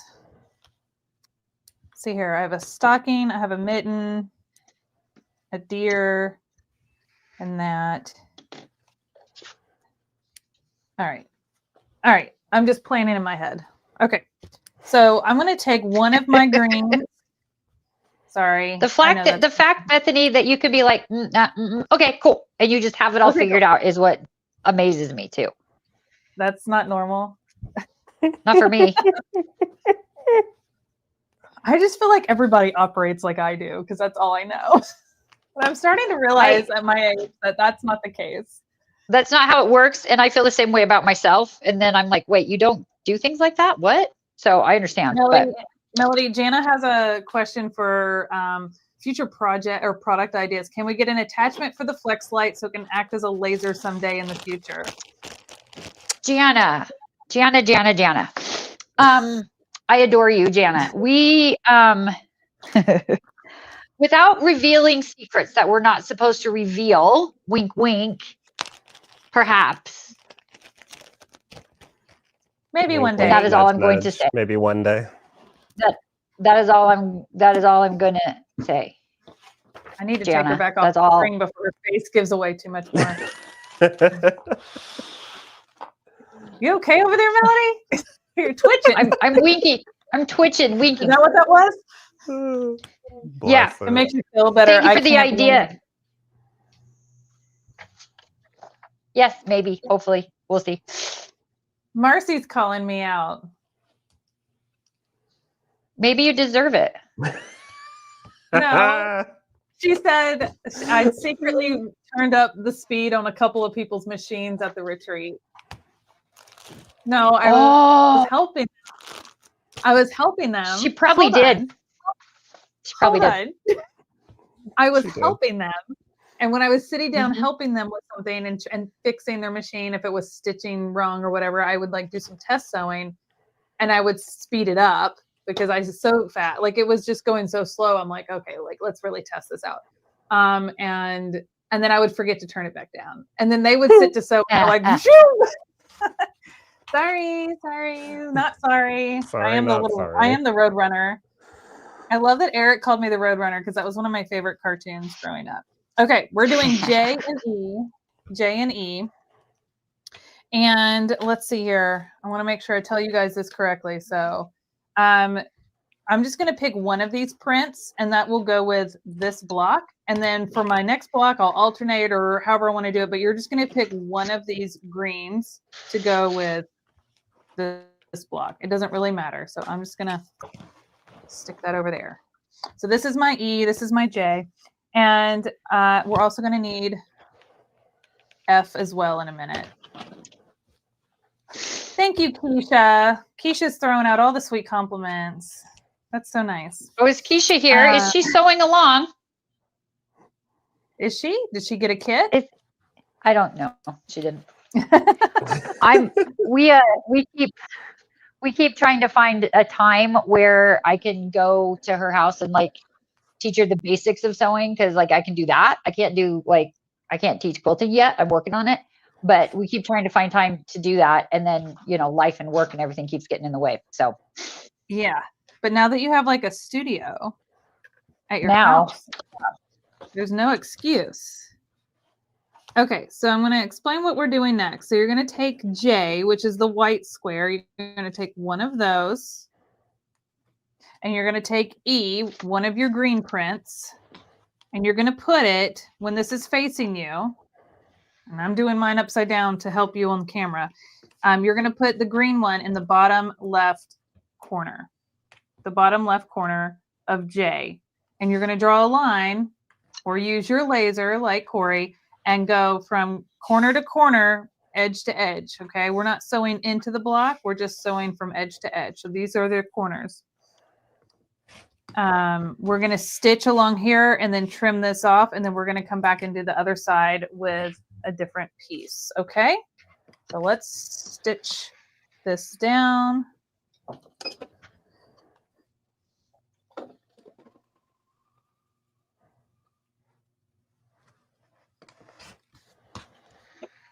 I also feel like I get a straighter line if I sew fast. That's just me. See, and I would feel like if I twitched it the wrong way, it would go so far out of whack if I'm sewing fast that I could never get it back straight. Well, I mean, that's what a seam ripper's for. Good old Jack. Jack the Ripper. All right, I'm going to press this open real quick. All right. So that is what you should end up with. Lindell, great question. Lindell asked, do you not want to mix the greens? I chose not to, but you absolutely could. But I chose not to. So let me show you kind of what it looks like when you choose not to mix the greens in your block. This one has the bold print around the red square, the bigger green print. And this one has the smaller green print around the square. And that way it alternates. So I did a bold and then a smaller and a bold and a smaller. I alternated mine. Does that make sense? All right. So that's how I chose to do it. You absolutely could mix and match. If you were to mix and match, then I would do opposites. So like small print here and small print here, big, wait, where's my hand? Woo, big print on this side, big print on this side. It's backwards. I always get confused. So anyways, if you were to mix and match, which you totally can, then I would do opposites instead of like 2 of the same on each side. But again, your preference, your quilting, your tabletop. Did you just freehand trimming that corner? That would so not go well for me. Yeah. When you've trimmed as many pieces as I have, it just does. It goes that it does. Yes, and you know what? It's probably pretty close to 1/4 inch. I've always done it that way. All right, so we've got our J and our E attached in the bottom left-hand corner. Now we're going to take one of our F pieces, and we're going to do the same thing, but in the opposite corner.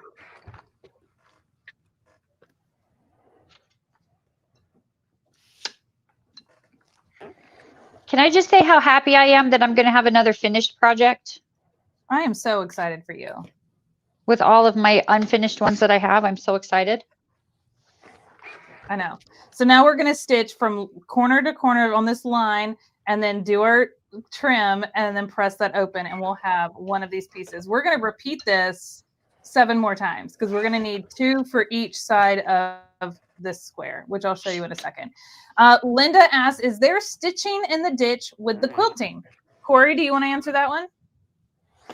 Yeah, totally. So when you are, see if I can get my camera to go up. Woohoo! When you're working on this project and you want to do the physical quilting, when we get to episode 3, which is next Wednesday, right, Bethany? Yeah.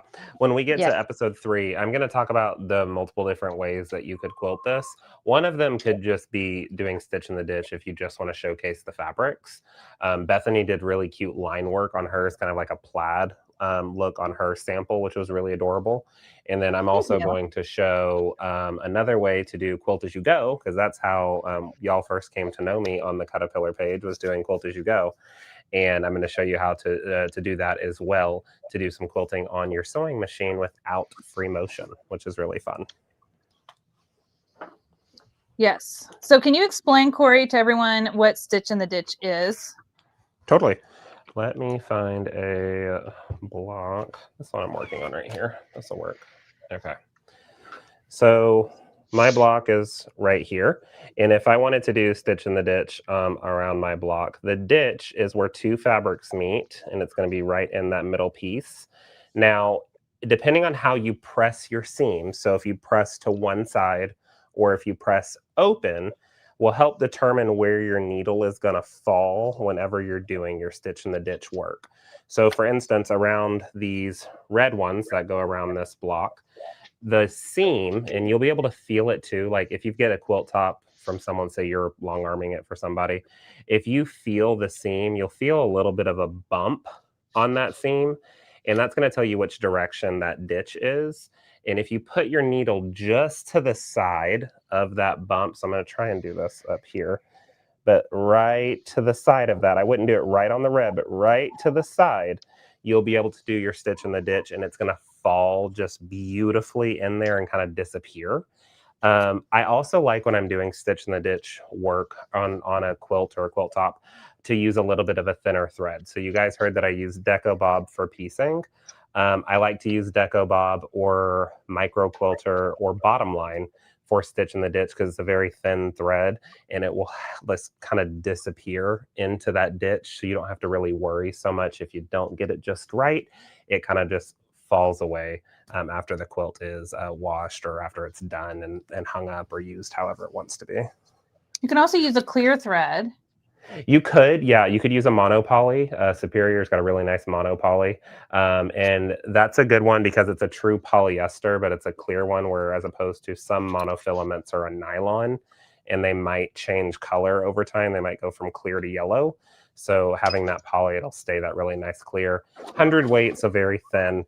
And it just disappears really well too. Did you mention using a stitch in the ditch foot? No, I didn't. So if you are doing stitch in the ditch on your home domestic sewing machine, you can find a foot attachment. Majority of machines nowadays, if you buy a new one, majority of them come with a bunch of feet.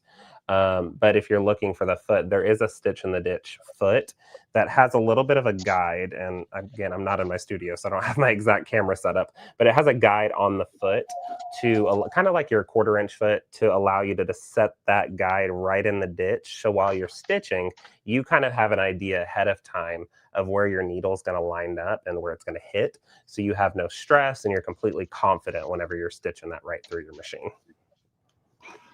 Yeah, I only stitch in the ditch with my stitch in the ditch foot because I find that little metal bar that's on it like kind of parts the sea for you. It's like Right? it literally is like it's like a bumper for bowling. It just kind of helps truly guide you along the way.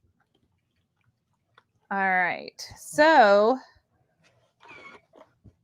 I have made, while Corey was sharing that, and thank you for doing that, Corey, I have made 2 of these blocks, and I'm going to turn them around this way. So I've made 2 of these blocks, and this is what they would have looked like if you're following the instructions. The green is in the left, the bottom left, the red is in the top right, just like this.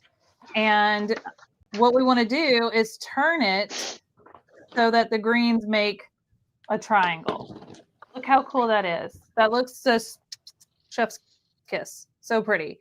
And this is going to go around. Sorry, I bumped my camera, so it's a little crooked now. But this is going to go around. We're going to make a bunch of these to go around our block. Let me zoom out a little bit. Bethany, your reds are going to make the triangle. What? Yeah. What? Just kidding. No, you have the right way. Yeah, there you go. Yep. There you go. There you go. I was like, oh my gosh, did I do that wrong too? No, I did. I didn't do it wrong on my first one. I just was like, oh yeah, I'm going to match the obvious ones up. Nope. It's all so good. It's going to match like this. Match like this. Oh, y'all, I'm sorry. I need another Diet Coke. It's been one of those weeks. All right, so I've got these 2 pieces, and I've just turned it to make the red ones make a triangle. And what we're going to do is we're going to sew these 2 together, right sides together, and then this will become one piece, and we'll have one across here, one down each side, and one across the bottom, and then we'll fill in the corners in a minute. Keisha says, stitch in the ditch is a tongue twister like fat quarter bundle bag. It is, because you all want to get your fat quarter bundle bags. Janice correct. She said, Bethany is human too. Good to know. Look, I'm a robot and I do glitch. Okay. Let's be honest. All right. So you're going to have your 2 pieces and we're going to fold them once you've lined them up to make your red triangle. Okay. You're going to fold them right sides together on top of each other. And you're going to want to line up these points right here. Now, Corey probably has a different method than I do, and there's no right or wrong way of doing it, whatever works best for you. But I'm going to show you 2 ways. If I can find what I need real quick. Oh, stretch. There we go. All right. The most common way that you'll find that people do this is with a pen. And I mean a pen that will poke you. And you're going to stick it through. You're going to line it up and you're going to put the pin in where your seam is at the top of that point, and you're going to flip it over. And if it comes out where the stitches are on the back side, then it's lined up and you can just pin it in place. Okay. That's option 1. Option 2 is you can find where it is, clip it, and do a little flip check to make sure it's lined up. It's up to you how you like to do it. Corey, do you have a method that you like for lining up your points, or do you just kind of go for it like I do? Option 3 for me. Okay, let me switch my camera. Hold on. There we go. Good. I love using a fabric glue. So this is the Roxanne glue based it. It is my favorite. It's a temporary water soluble glue, and it's different than like craft or paper glue because this is primarily used for fabric. So I put it right there in those points, and then I'll just hold those two pieces together temporarily. And the thing I like about the glue is there's no shift in it. I found with clips and with pins, sometimes I get a little bit of a shift depending on how much pressure is on my pressure foot on my machine, where that glue doesn't allow for any shrinkage or any shift, and it just goes right through, and I can do a ton of them at one time. So I'll glue them all down and then just sit at the machine and just knock them out. Speed all the way up, going with my inner Bethany on that, and just flying through those. But it doesn't have any shift in it. And then once the quilt is washed, or if you spritz any water on it, that glue just magically disappears. I don't know the science behind it, but it does the thing. Okay, I have that glue because it came in your Quist system bundle. Yep. But I never have it. Use it for... Then I have it also. Yeah, you've got it too. I use it for piecing all the time, and I love it for paper piecing too, especially when you're joining the units together. But it's fantastic. Like let me do this tiny fabric piece real quick. Let me move over here and show you guys. Let's see which way is which. There we go. And I did a decent job. You did fantastic. What are you talking about? With a clip. You did fantastic. I love it.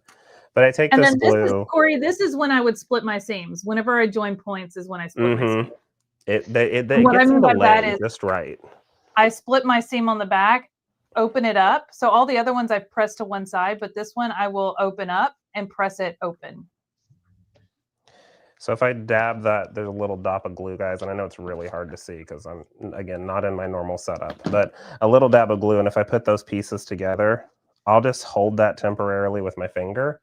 You can even give it a quick press with your iron as well, not on your cutting mat, do it on your glass mat or your wool mat, but that quick press will just hold that in place, and there's no movement at all whenever I'm stitching. Keeps it nice in alignment, and then I always end up with perfect points. Love it. See, I just thought of using that for like my binding.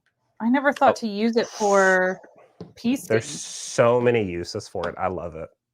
Okay. Well, I need a whole lesson on glue, apparently. Oh, we can do that.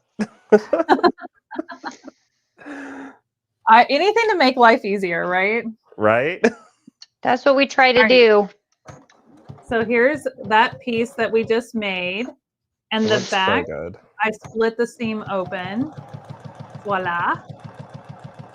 Voila. That might be the best point I'll make all day. Corey, what is that glue called again? And do you want to put a link to it in the chat? Because you sell it on your website. Oh, yeah. Yeah, I can. It's called Roxanne Glue Based It, and I will grab it off of our site real quick and put a link in the chat for you. I don't have mine handy, or else I would try it right now, but I will try it when I'm piecing up the rest of this. So what we did for these two pieces, we need to repeat 3 more times to get all the way around this block. So this is a great time to ask any questions. I'm just going to keep I'm going to keep piecing these together so we can finish up this block. And I'm just going to prep all of my pieces real quick. And just do it all at once. Make sure when you're doing these white pieces that you've got it right side up and you're not stitching this to the back side. Hey, Bethany, real quick, did it work? I've never done a link in StreamYard before. It's in there. It's in the chat. Okay, cool. Woohoo! Yeah, thank you. You're welcome. Thank you. I'll do that later. Let's see, 1, 2, 3, 4, 5, 6.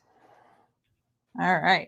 So as you can see here, I'm going to chain piece. And does anybody know what chain piecing means? I'm going to ask a question. Does anybody know what chain piecing means? Yeah, that's when you just keep going, right? It's just when you just keep stitching and stitching. And it's when you're piecing. We're doing a bunch of triangles. Yeah. Well, it's not even triangles. It could be anything.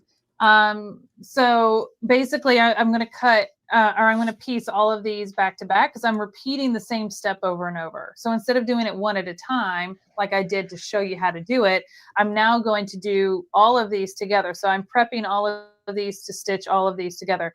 And I'll show you when I go to to stitch, I'll stitch across this one, and then I'll feed my next one in, and then I'll feed my next one in, and I won't cut my thread in between, and it all just keeps stitching one after the other. It's just a more efficient way to get a bunch of pieces done that are the same step over and over, because in quilting there's a lot of repetition. And then it also saves time. It also saves on thread, and it prevents any sort of nesting because you're kind of chaining right off the previous piece. So it just makes it really nice. And everyone in the chat, I have privately sent Eric the link, so he is going to post it properly, because obviously I guess I didn't. So he's going to fix it for us. Eric is so good. Yeah, Eric's it the showed best. up on my end.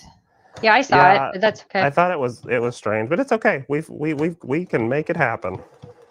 Thank you. Thanks, Eric. This is everybody say hi to Eric. We're gonna make a sewer out of him. Eric's all the best. lives he moderates for us. All right, so now I'm gonna come over to my machine, and I drew my lines.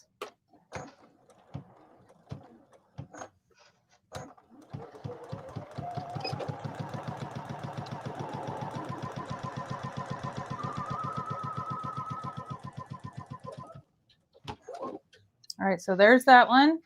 And I'm just going to feed this one in right behind it. And you may have to kind of overlap your little pieces here. Let me see if I can zoom in. If your pieces kind of overlap and they're not feeding in well, you can just rotate this one around.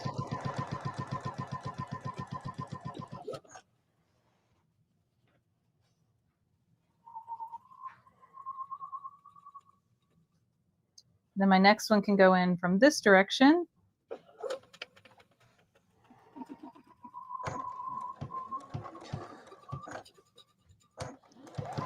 And then I'll flip this one over this way.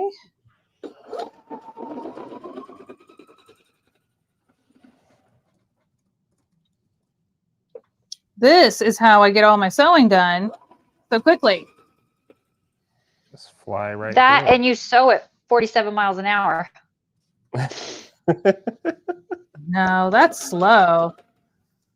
That's like a school. That's like a school zone. I'm just kidding. All right.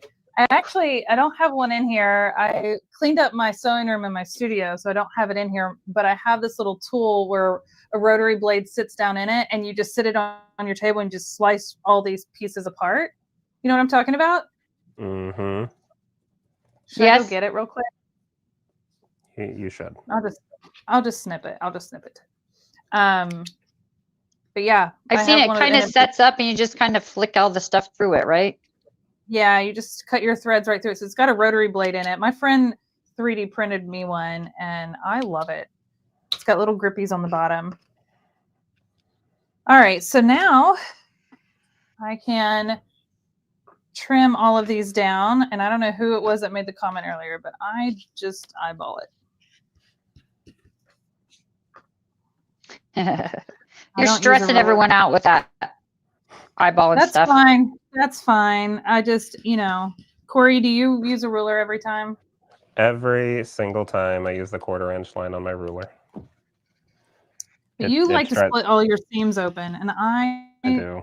Don't care. Look, and they all look fine. You do you, girl. I'm gonna, yeah. Have you finished one of your blocks, Corey? No, I'm adding on the edge piece. I guess I could. I'm doing all 16 at one time, or all the other pieces at one time. Yes. So I'm just flying through it with you. Where are you at in the process? Like, have you got all of your I have those done, and they're attached to the sides. I'm going to actually let you then show everyone. Do you have another one that you can attach? Show the next step, which is the corner pieces with the pinks. So that's what I'm about to do right now. Okay, cool. So give me just a moment, and once I have those done, then I will do that for you. Yeah, I would love, because I'm not there yet, and that would kind of. Yeah, I can do that for you. One whole block. I was chain piecing myself. Bethany, do you use a runner whenever you're piecing? A runner? Yeah, like a little piece of fabric to start off. No. No, see, I've never used a starter or a runner or any of that. I never have, but part of that is a leader. There you go. Thanks, Sue. I drop my needle down. A leader, yeah. I drop my needle down into my fabric before I start sewing, so I don't start right off my fabric. I start into my fabric. Right. That's just me. So, do you want me to save one of these pink blocks to do the whole process too? Putting it together, or do you want to do that? Do you want to do you want to demonstrate the pink block? I can if you want me corner. Yeah, because you're at that point, and I am still doing these pieces. Okay. Let me get one of them finished, and then I'll demonstrate the. Okay, cool. I'll demonstrate it. Now, if you guys have any questions, this is again a great time as we're sewing along too with you guys. Melody, how are you doing? I'm still cutting. Which fabric is wait, where am I even? Because I lost the light. The eye, which fabric is the eye? It's this one, the little green print. It's the same, the little print? Okay. It's the same as E. Half of your E. Same as for E. Okay. Half of your E is little green print. And then J is that white that's all big, right? Yes, it's the white with the silver dot. Okay. Thank you. It's not that I wasn't paying attention earlier, it's that I wasn't paying attention earlier.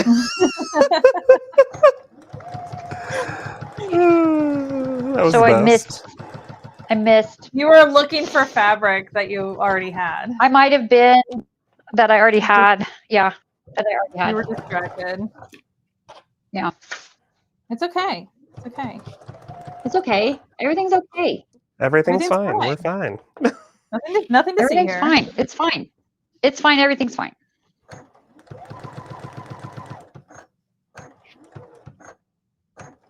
Yeah, we are hyper focused. We are definitely. But I hope everyone is sewing along with us. Or cutting along, or cutting along. Just know that you can watch the replay. Yes, which I'm kind of really excited about because I unfortunately won't be here on Friday after all. I have a thing I have to go do. And so I'll have to watch Friday's replay so that I can catch up for Wednesday next week. That's okay. But Corey, that is are okay. you joining us Friday, or are you teaching something else Friday? I'm teaching a quiz class on Friday. So you're just stuck with me. You guys are all stuck with just Bethany, and tell her to slow down if you need her. You need her to. That's my advice for Friday. Tell her to slow down. She sews too fast. Bethany, how many of those are you making? Great question. So for one of these blocks, you're going to need to make 2 of these for each side. So 2, 4, 6, 8. So I already did 2, so I'm piecing together the other 6 all at once to make it go a little faster. Except I trimmed the thread on that one, that first one, instead of chain piecing because I forgot.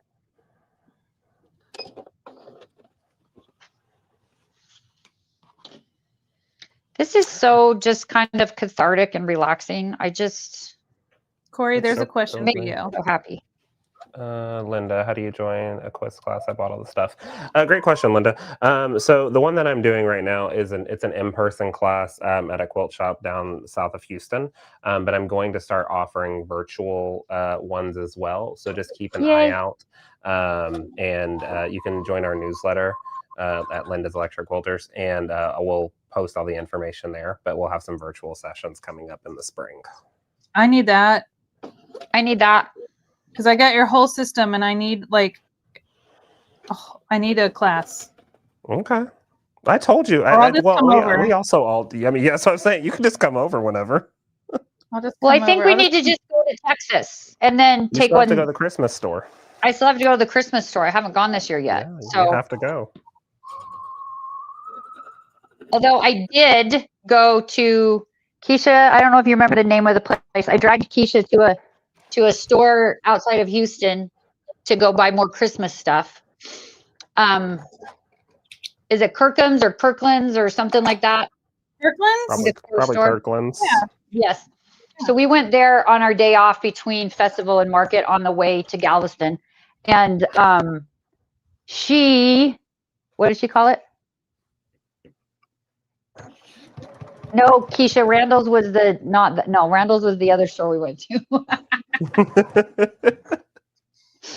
Randall's was the grocery store, I think. But Kirkland's, I think it was. Anyway, I just want you all to know, for the record, for those of you that follow us and watch our lives and know how much Keisha makes fun of me for how much Christmas stuff I get everywhere I go. I just want you all to know that when we were at Kirkland's, Keisha bought Christmas ornaments for her tree at her house. The tree that you put up for her?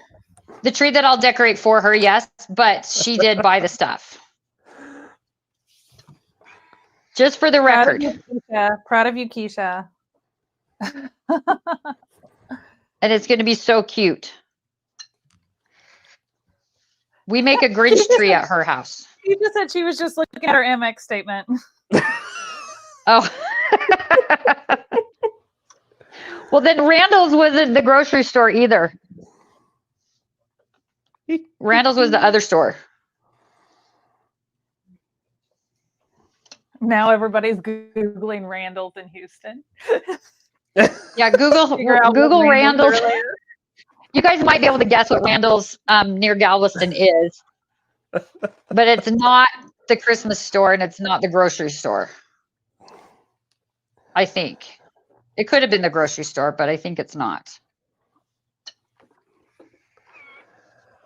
Y'all are fun. I have to say, Bethany, you missed out on the riot that Keisha and Melody at the Houston Festival. Girl. Oh, I know. They're always especially that last day, Corey. That last day when we were all like, we had all just kind of had it, and we were all just loony toony around the whole place. It was so fun though. Corey kept like bringing people over, and we kept bringing people over there, and we were throwing products at him. He would yell because they were just kitty corner from us. So he was like, I need another clamp, and we'd just throw them. It was pretty funny. I didn't miss that. It was good. It was good times. It was good times. It was good times. As it should be. As it should be. Was it busy? Festival was actually I mean, all the good. days were busy. The last day, not so much. No. The last day was pretty tame compared to the rest of the days, but it was great fun. It was super busy. We got to see so many awesome people. Paulina, Corey, remind me, was there from Australia demonstrating the quiz system at Corey's booth right across from us. And I kept staring at her because I kept wanting to go over there and watch her do a demo, but I couldn't leave the booth. And so I kept trying to stare from far away, which isn't good for me, but I tried. The last day was hilarious because Melody and Keisha wanted to look around at a few things, and I was like, Melody, just leave me the payment system. And she comes back, and I'm checking out people for stuff. And I was like, I don't even work here. I was like, I don't even work here, guys, but I can tell you all the cool stuff about their products. Yep. I was like, here's my phone, and he's like, oh, I just hit this. Okay, cool. That'll be however much dollars, and they just forked over their credit cards right to Corey. So it was pretty funny. He has a very trusting face. He does. Thanks. I wouldn't trust it, but he has no, just kidding. Just kidding. Eric said confirmation Randall's is a grocery store. Okay, then it was the grocery store. Thank you for double checking that. There was one other store we went to that we won't have to talk about now that we know what Randall's is. We'll find. Now we're curious. We got on the fun part of Houston. Well, we had a day in between the two, And we just wanted to get out of Houston. We just wanted to get out of downtown where the convention center is. We just needed to like have a different scene. So we went out to Galveston Bay and just got a hotel room one night out there so we could look out over the bay, hang out at the pool a little bit. And like we had to stop at the liquor store. Like, what else are you going to do out there at the beach? So gotta get a little. That was the other store. Drinky poo. That's what we did. Okay. Bethany, they look so cute when you add the little pink pieces onto them. Okay, isn't the way that the pink pieces come together really cool? I think it's really interesting, yeah. I thought so too the first time I did it, and I was like, holy cow, that's really cool. Okay, do you have one of the little pink squares that you can demonstrate? Yeah, I'm trying to get my stuff put together. And then we'll piece them together and have these. If not, I can do it. No, I've got, they're just, all my stuff, here they are, I found it. All my stuff is stacked up together in a massive pile. Like whenever I tilt the camera down for everyone to see this, it's going to be a production and a choice. Let's just say that. It's a choice. It's a choice. It's a choice. Let's grab all these out. Okay. That's not the right one, but it's okay. It doesn't matter.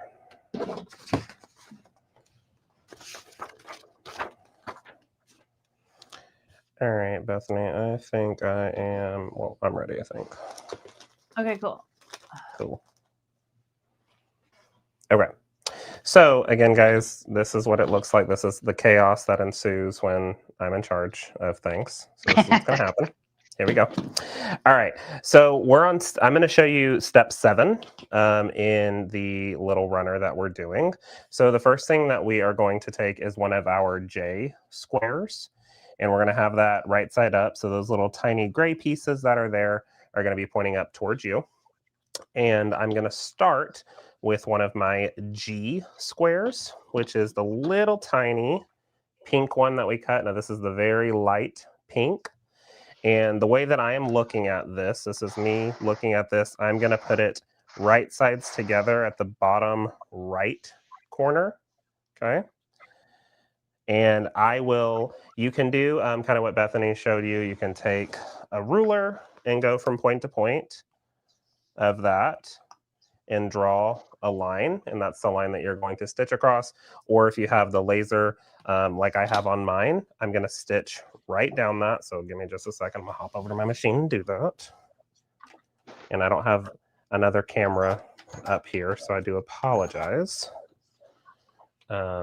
But I'm going to put on my open toe foot so I can see, or just a regular sewing foot works.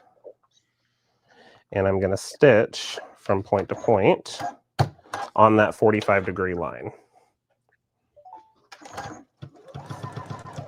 Let's see if I can turn the camera to see that. Oh, no, other way.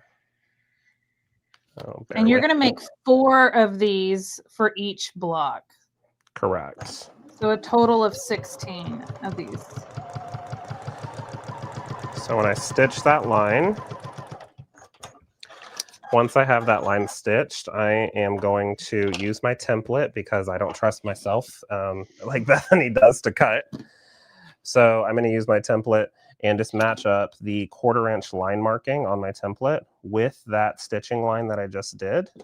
And I'm going to trim off the excess to the right. So I'll have this little piece like this, and I'm going to have that facing downward like it is. And what I mean by that is I'm going to just leave that the same way it was, and I'm going to grab my iron and just flip up that piece of fabric and press that over. And that's the way that your seam is going to be pressed. So it's going to just press out that direction. And we're going to be having this little section so far. Super adorable, just like this, okay? So we've got that one. Now we are going to grab our H square, which is a larger version of that pink blush section. And we're going to set that at, if I'm looking at my square, now this is upside down for y'all, but if I'm looking at my square, the small pink was at the bottom right. Our H square is going to go at the top left.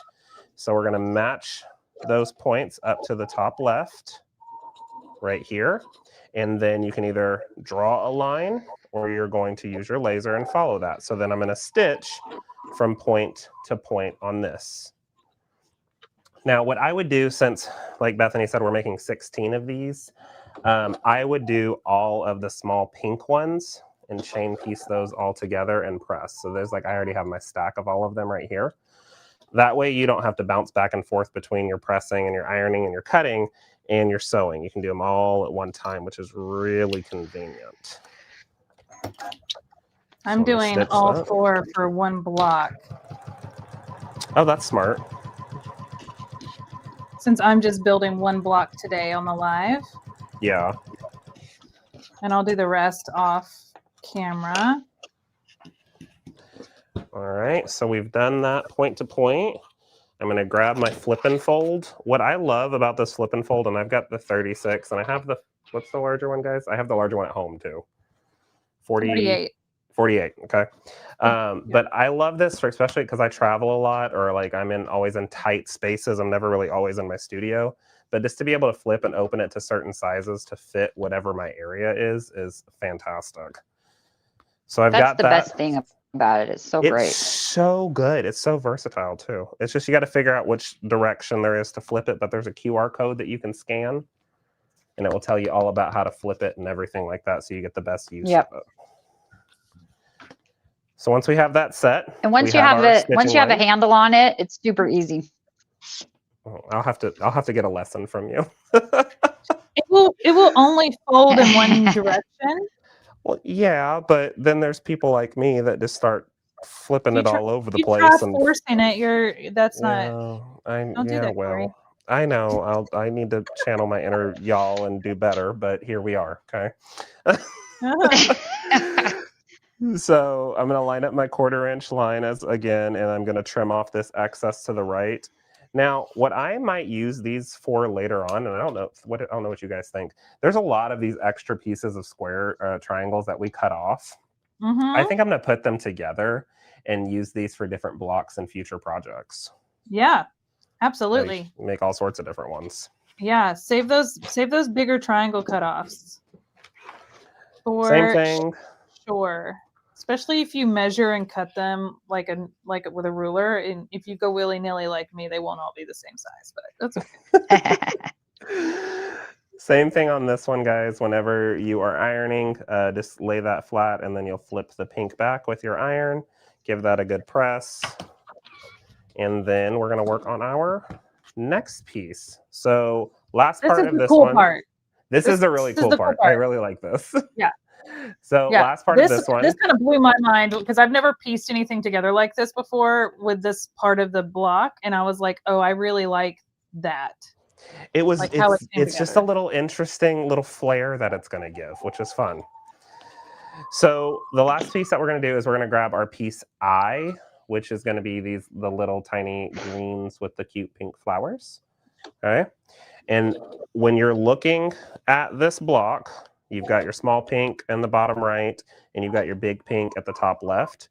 You're going to set this piece right sides together at the top left again. So we're going to line that right up with the top left. On top of the big pink piece, right? Correct. On top of that big pink piece. So it'll look like this. And we are going to stitch from point to point as well. So remember, you can draw a line or you can follow it on your machine. And this is where the fun and the magic starts to happen. Another pro tip, make sure the thread is in your needle if you want to stitch. Say that again? I said pro tip, make sure the thread is in your needle if you want to do some stitching. Oh, that does help. We all have our things. The thread isn't optional, and I've just been air sewing. Cool. I know. Thread is not optional for this project. Everything's fine. We're fine. We're not live. Everything's fine. Everything's fine. That's when it always happens. Every time. All right, there we go. So line this up again and stitch. So because that green square is smaller than that pink square, that's how you get the little stripey. The little stripe of pink. It's like a little peekaboo. Yeah. A little peekaboo stripe. Cute. So we'll put that back on our mat after we've cut that. Line everything up. Again, 1/4 inch cut away from that seam line that you just stitched. So line this up, give myself a cut. And then when I press this open, this is where it is so freaking cute. All right. So same way, flip that open with your press. Get that a good hold. And then the block that we get from this is right here. Look how cute. Fun. It's so adorable. So cute. So Louise said, I was thinking you had to sew that little strip separate. Nope. That's the magic of sewing. Me too, Louise. Me too, Louise. I was scared of that coming up to that. Me too. I'm actually going to show it one more time because it's a little different. So how we made these pieces is similar to how you make these pieces. You have squares on top of squares to make triangles. And so I'm going to do the same. And it's I, right? I is your little green print. And I'm going to need 4 of these to get around this block. So I'm going to need, because I did all 4. Yeah. All right. So here's your block with the 2 pinks. You're going to take your green, just like he did, put it over the big pink. And so corner to corner. And then when you stitch and flip, it's called a stitch and flip. That's how you get that pink strip. So anyways, it's just a really fun like construction for this. I'm going to draw my little line here.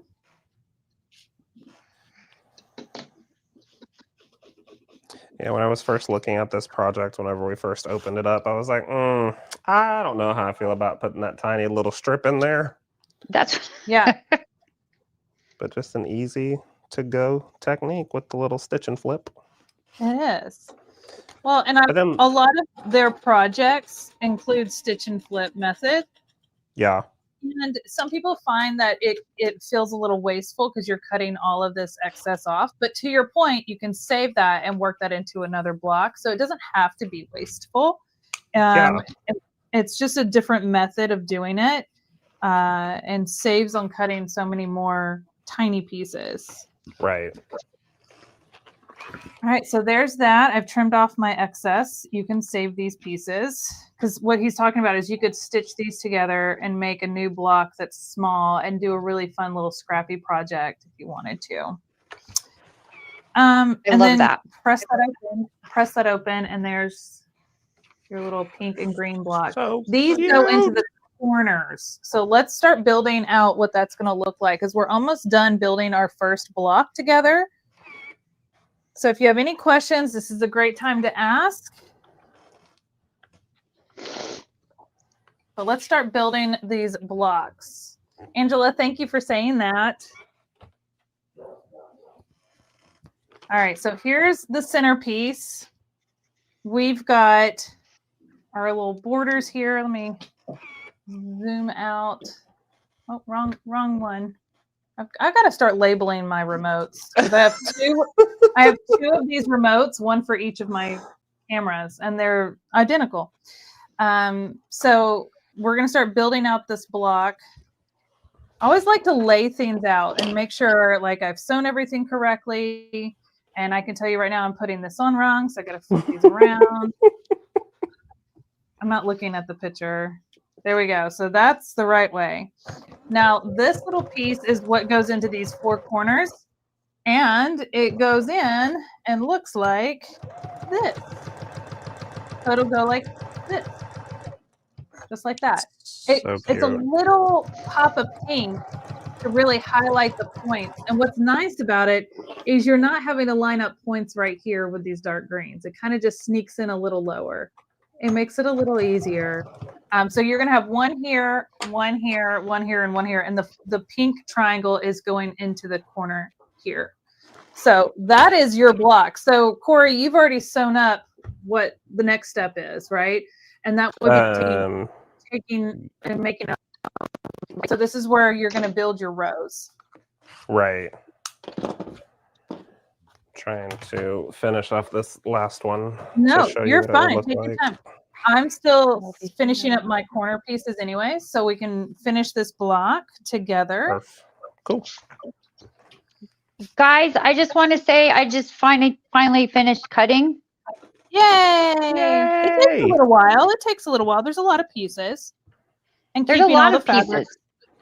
keep all the fabrics organized. It's different. It's very different than the one we did this summer that came with pre-cut pieces.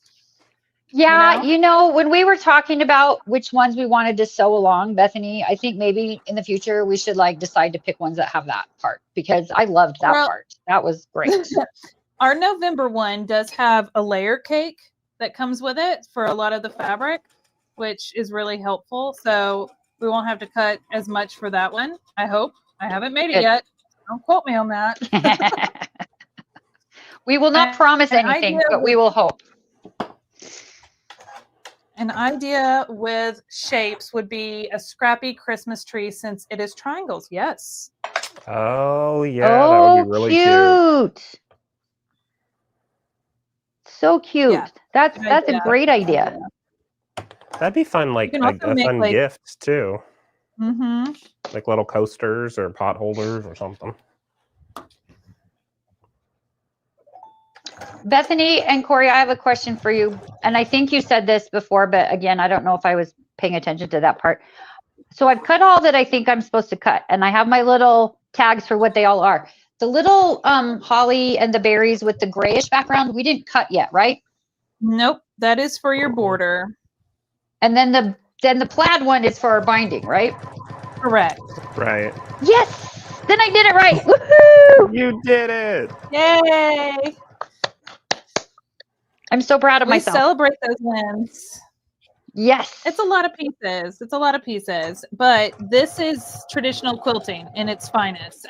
You know what I mean? Like utilizing all these fabrics and everything. I mean, it's just I love it. It's fun. It's fun to see all these bigger pieces of fabric get cut up into smaller pieces and then stitched back together to create something new. I just love this process. Yeah, I did it. Did you fussy cut your little center squares, these pieces? I sure did. I picked a deer. Hold on. I want you to hold up which ones you picked. I'm going to make you the bigger camera. Okay, so I picked the pink deer because the little pink is so cute. I picked the mittens. I picked the house. Cute. I picked the Christmas tree. And then I picked the little Santa that's holding that little scraggly tree because I thought that was so cute. There was a Santa?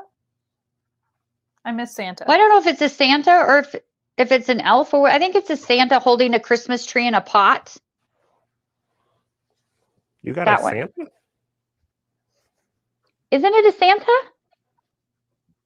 Oh, it is a Santa.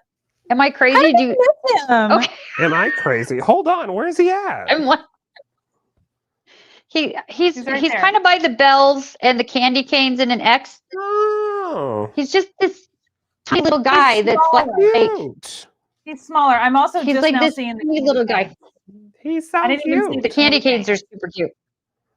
I should have done some candy canes, but yeah, there's so many cute ones to choose from. Yeah. So I'm curious to see what everybody else picks for their center ones. Corey, did you share which ones you picked?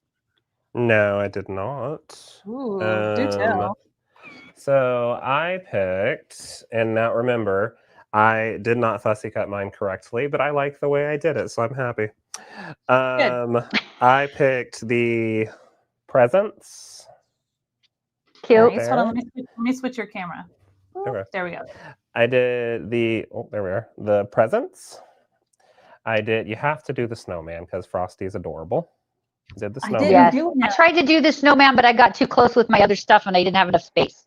He's so cute. I did the Christmas tree with the little pink ornaments and pink presents. I think was the cutest thing. And then last but not least, my inner Bethany, I had to go for the little pink deer. Yeah. Had to. We love the pink deer. So We do. We do. I love it. I love how we all pick something different. Yeah. That's what's But we all so picked fun the about deer. we all, picked well, the I mean, deer. that's like a rite of passage. I feel like it's just the cutest thing. It ties in the pink with the other little hints of pink. I just think it's so cute. Yeah. All right, so here is my full block. Okay. So here it is, all of its pieces. How fun is that? How cute is this? So now we need to take all of these pieces and stitch them together.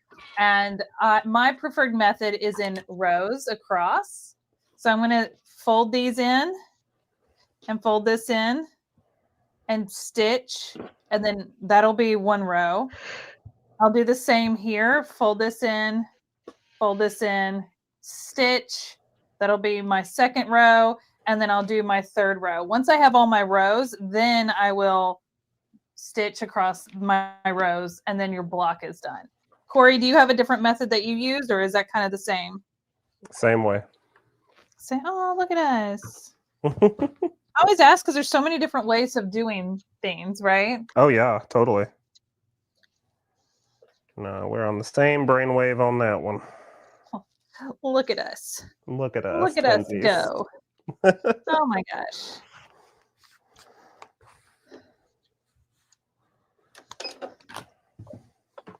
Now, whenever you put your full row together, Bethany, this is another point when the glue comes in, just chef's kiss. Yeah. Yeah, because like once you go back to your main screen, I'll show you. Oh, go ahead. Here, Okay. I'll switch it. I'll Okay. switch you. There you go. So when I'm putting, let's see if I can hold, actually, let me put this on the wool so it stays still. But when I'm putting my pieces together, I always had an issue, even when I was pinning or when I was using clips, that I would get a little bit of shifting in those points. And just because my type A OCD comes out when I'm doing this, I have, well, I'll just lose that one, it's fine. But when those points need to match in that specific section right there, if you put a little dab of that glue in that seam line, whenever you match those and you hold it for just a second, whenever you stitch, that point is not moving. So I know for a fact I can just keep going without a problem. Yep. So I'll put a little dab of glue and I'll hold up the block so you can see where I mean, because you don't have to, it doesn't take a whole lot. But this is the, I don't know if you can see that, but right there is that little dab of glue. It looks like it's part of the fabric, but just that little dab right there in that point, and then same one in that point right there. Yeah. Then when I nest up those rows together,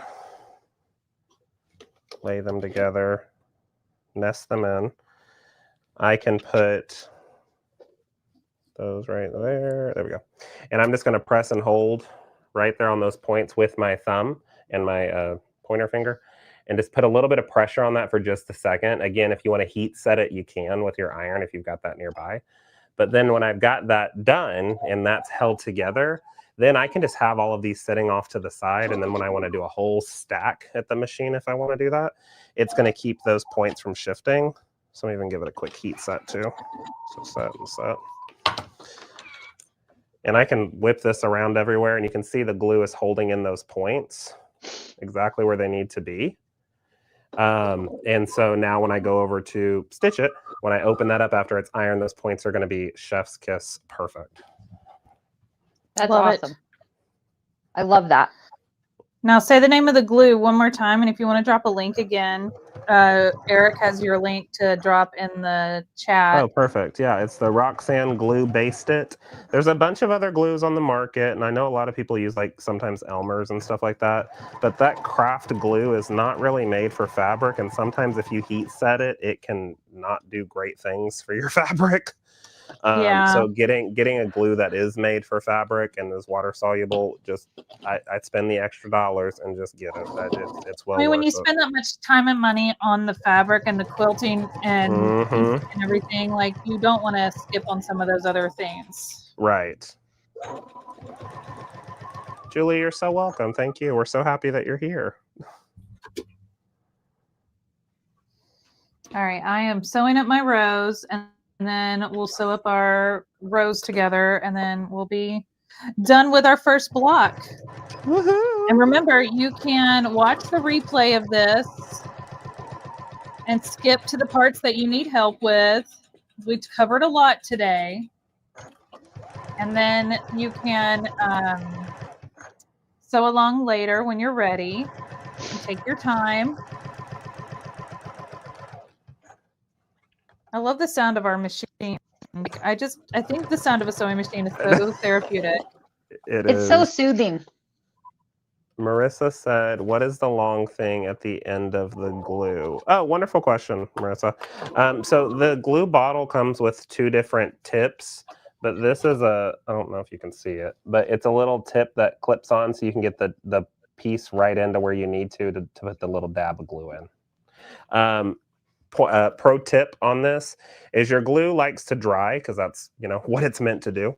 So I keep a little pin with me, just a standard sewing pin, and I put that in the end of the tip so that way it keeps that in there. So whenever the glue dries, it just dries on that pin, and when you pull it out, you pull out the dry glue, and it's good to keep going. Oh, that's such a good idea. I've had one too many demonstrations where it dries in the little needle, and then that looks weird. So just keep the little needle in there when you're not using it. I'm sorry, Bethany, you said something. I cut you off. Oh, no, I was saying that was so smart because I want it to get dry in that tiny little, it would be hard to get it out. Right, exactly. Once it dries in there. So to do that with the smart. Thanks, buddy. I am pressing my seams open. So when I start joining, Corey, pieces like together, that's when I start pressing seams open. Yeah. So let me switch my overhead. So now where I've joined these 3 pieces together, or 4 pieces together, all those seams are pressed open, but all my other ones are folded to one side. Do you want to take over the larger camera so they can see that? Yeah. Oh, Eric switched it for me, and then I switched it. Sorry, guys. Thanks, Eric. So when I build each of these pieces, I press the seams to one side, and this is just my preferred method.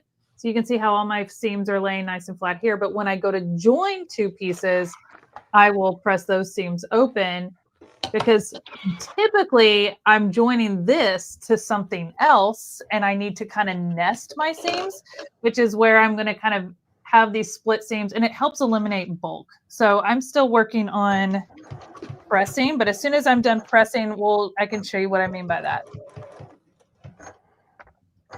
Whew. This has been so much fun, you guys. Just to have some time to ourselves to dedicate to sewing. It's so therapeutic. That's the part I love about this the most. Yeah. Because I turned off my emails, my phone's on Do Not Disturb. This is wonderful. Yep. We should do this every day. Agreed. We should do this every day. Let's do it every day. We say that every time. We do say that every time.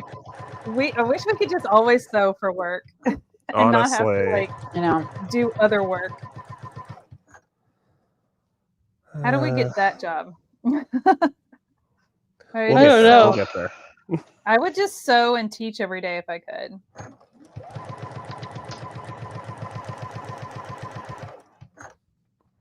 If you guys keep enjoying these sew-alongs, then we'll do more and more of them. And then that can be my job. We have a sew-along every week. That's all I do is sew-alongs. Imagine how much sewing I would get done.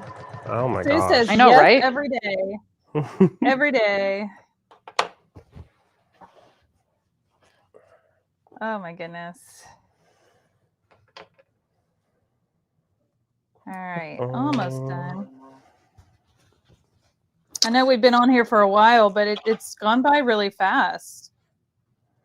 It has gone by really fast. I keep looking at the clock and I'm like, oh my gosh, we've been here for that long? But it doesn't feel like it. I know, I just looked at it and couldn't believe it's been that long because it's so therapeutic to cut stuff like this. Well, and we're having fun. But we are covering a lot in part 1. because I know people are going to want to work ahead, and I want to get you guys to a point where you're not having to do so much over the weekend, or you have all the information you need to do all of it over the weekend. I keep turning these the wrong way. Okay. So it almost looks like it's stitched together already because my rows are done, but now I need to attach each of these rows to the main block, the center part. And so I am going to put it right sides together. And because I opened my seams here, excuse me, I have hiccups in here, they're what's called nested. I'm actually gonna zoom in. Okay. So right sides together. I'm the worst at remembering to trim my threads. Do better than me. All right. They become one with my quilt. I don't care. So because I split my seams open, or I press them open on both sides of this, here and here, that they now lay flat right next to each other. Again, you can use the straight pin method to stick through one side and then the other. So you can, it's kind of hard to do it holding it up. So I'm going to so sticking this straight through from the top. My pin is going straight through between the seam of the red and the green, which makes it really easy to see. And when I flip it over, it's coming out on the white side, not the in between the white and the green. So that means that they're not lined up perfectly. So I'm going to kind of back it out, shift that over, stick it back through.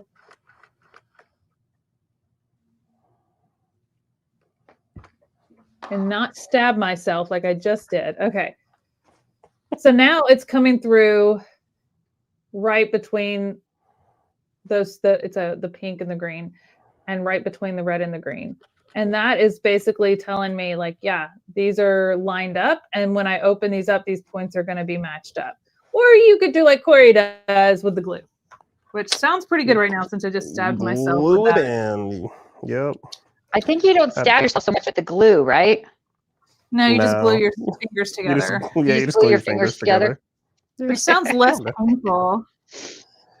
It is. Less painful than, or you can use the clip method, which is what I'm a big fan of because you can't really hurt yourself with those.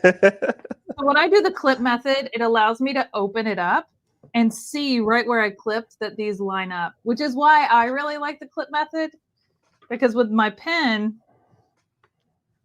it doesn't really, I can't check it. So I just clip right into it. And then, yeah, I unclipped it. And then I could tell that it's a perfect match. Did you see what Eric just put in the chat? Team Sticky Fingers or Team Stab? Eric, you're a nut. Can't take him anywhere. I was not ready. He is here for the comedy. He missed his calling. He needs to join us live one of these days. We need to get him on camera.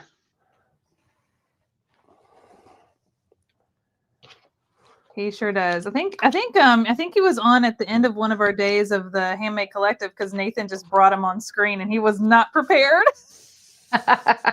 He just did it and he was like, okay. Hi everybody. That is a stressful moment when you get popped on screen when you're ill prepared for it. And you've never been on screen before and it's our big event. Yeah. Yeah, that was called funny. Initiation. Yep. And he didn't run for the hills and he stayed with us. So he's still here, guys. He's still here. We didn't scare him off by doing that. I went ahead and pinned my top piece on, but I'm going to go ahead and do the bottom one. And then that way I can sew down one side, flip over, and sew down the other. He said, I was in shock, a deer in the headlights. Yeah. That was funny. Louise says she's team stab for sure. So she prefers pins and stabbing her fingers. When I got my first little set of clips, my dad came up while I was sewing. I got my first set of clips when we did my first quilt, when we did the sew along in the summertime. And he came up and he was like, what are those? What are those? And I'm like, look what these can do. And we both were thinking the same thing. My mother would have loved those clips because she always wore a thimble on her fingers when she would sew, because she would always jab herself. So she would always wear these heavy, stainless metal thimbles. But she and also she would have did a loved lot the of hand clips. sewing. She did do a lot of hand sewing. She did a lot of hand sewing, but I think she still would have used the clips because she would hand sew her binding on, and for she would just holding it kind of together. fold it over as she went. Yeah, she would have loved that. You guys, I finished my block. Yay! Oh, hold it up. I'm right behind you. Hello. Let's zoom out a little bit so we can see it. There it is. Yay! So cute. So And again, good. my fussy cutting is at an angle, but what's going to happen with all of mine is they're just going to rotate back and forth, so it's going to kind of look like a fun merry-go-round of animals and I love stuff. And it'll look intentional. Yeah. Exactly. It's a design choice. Yes, exactly. That's amazing. Yay. Oh, your microphone. I just want to say my microphone's what? It was all being Oh, all it's better weird. now. It got really, you Oh. sounded like a robot.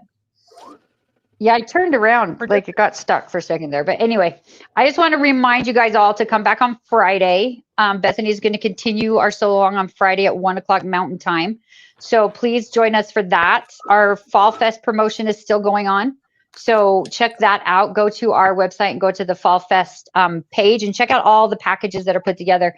The thing that's so great about all of our products is they all work together, but so you can mash up the different packages to do different things, but we kind of set it up this time in packages. So if you like to do applique, everything you need for applique is in one package. If you like to do embroidery, that's all in one package. Sewing, traveling, what's the other one? Oh, well, there's an all-in package, and then there's a paper crafting package. So all of them are there. And I just want to say, guys, if you get one of the packages, you will automatically get, now that we fixed the system, because I had to go in the back end and figure it out, free fat quarter bundle bags. Now, depending on how big of a package you're getting, you get 1, 2, 3, or 5 free fat quarter bundle bags. And yes, if you want fat quarter bundle bags, you can buy them right now on their own. Put in 2 into your cart if you want to get 1, because then 2 are going to show up to your house for paying for 1. That's my little secret of the day. But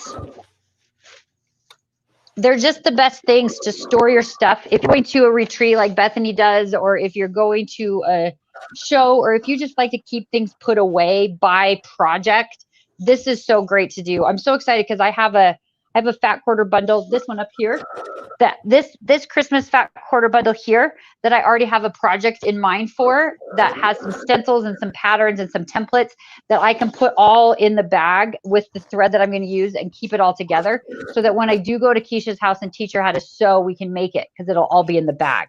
So the fat quarter bundle bags are super fun. And they're really, really good Christmas gifts. We had so much fun passing these out in Houston, and when we ran out of them, it was tragic. People were very sad when they came back to buy their light boards and we no longer had the fat quarter bundle bags. That was very sad for some people. So check them out. Go look at all the photos. Like, they're so fun. The fat quarter bundle bags are just great. So those are available for a limited time, but they're available right now while supplies last, as we like to say.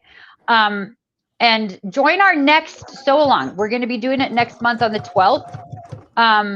I don't know if you guys can hear it. I think the kid is starting to mow the lawn out the windows over here, so I apologize if you guys can hear that. Our neighbor mows the lawn for us. He's a great kid. But this is the one. It's way up here. I don't know if you guys can see it. I put it up here. This is our next Sewalong. We still have a dozen or so of these left for those that want to join us next month. It's bigger. It's an actual quilt instead of a runner, right, guys? It's an actual quilt. Yeah. A throw size, I think. 54. Yeah. So, and it's Christmassy. It's so Christmassy. I'm so excited. And it's gonna be so fun. And it's got applique. Yes. There's applique as well as piecing, right? As well as regular quilting and applique. Oh yeah. Involved. It's got a lot. So we're actually doing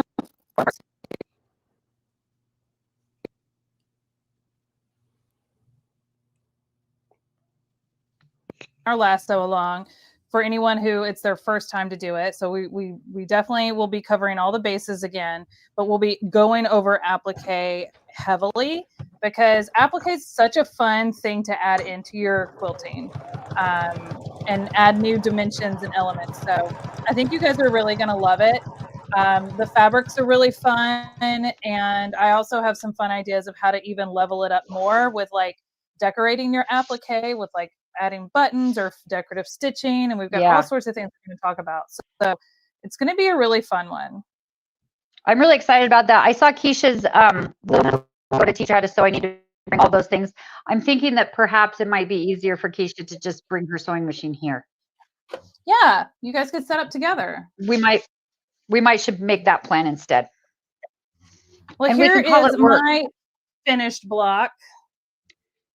Yay! So cute. So now to do this 3 more times. But have fun with it. I will admit that like these 2 corners right here, these 2 points look great. My other ones are not so great. But this is such a busy print that you can't tell. And when you get it all pieced together and you make it into one big runner and you have it all lined up like this, it doesn't matter. All right. Yeah. It looks so good. So next week oh my gosh, on Friday, we're going to take all 4 of your blocks because you're going to make all 4 of these, and we're going to piece them together, make the border, and add the border to this and finish the entire top.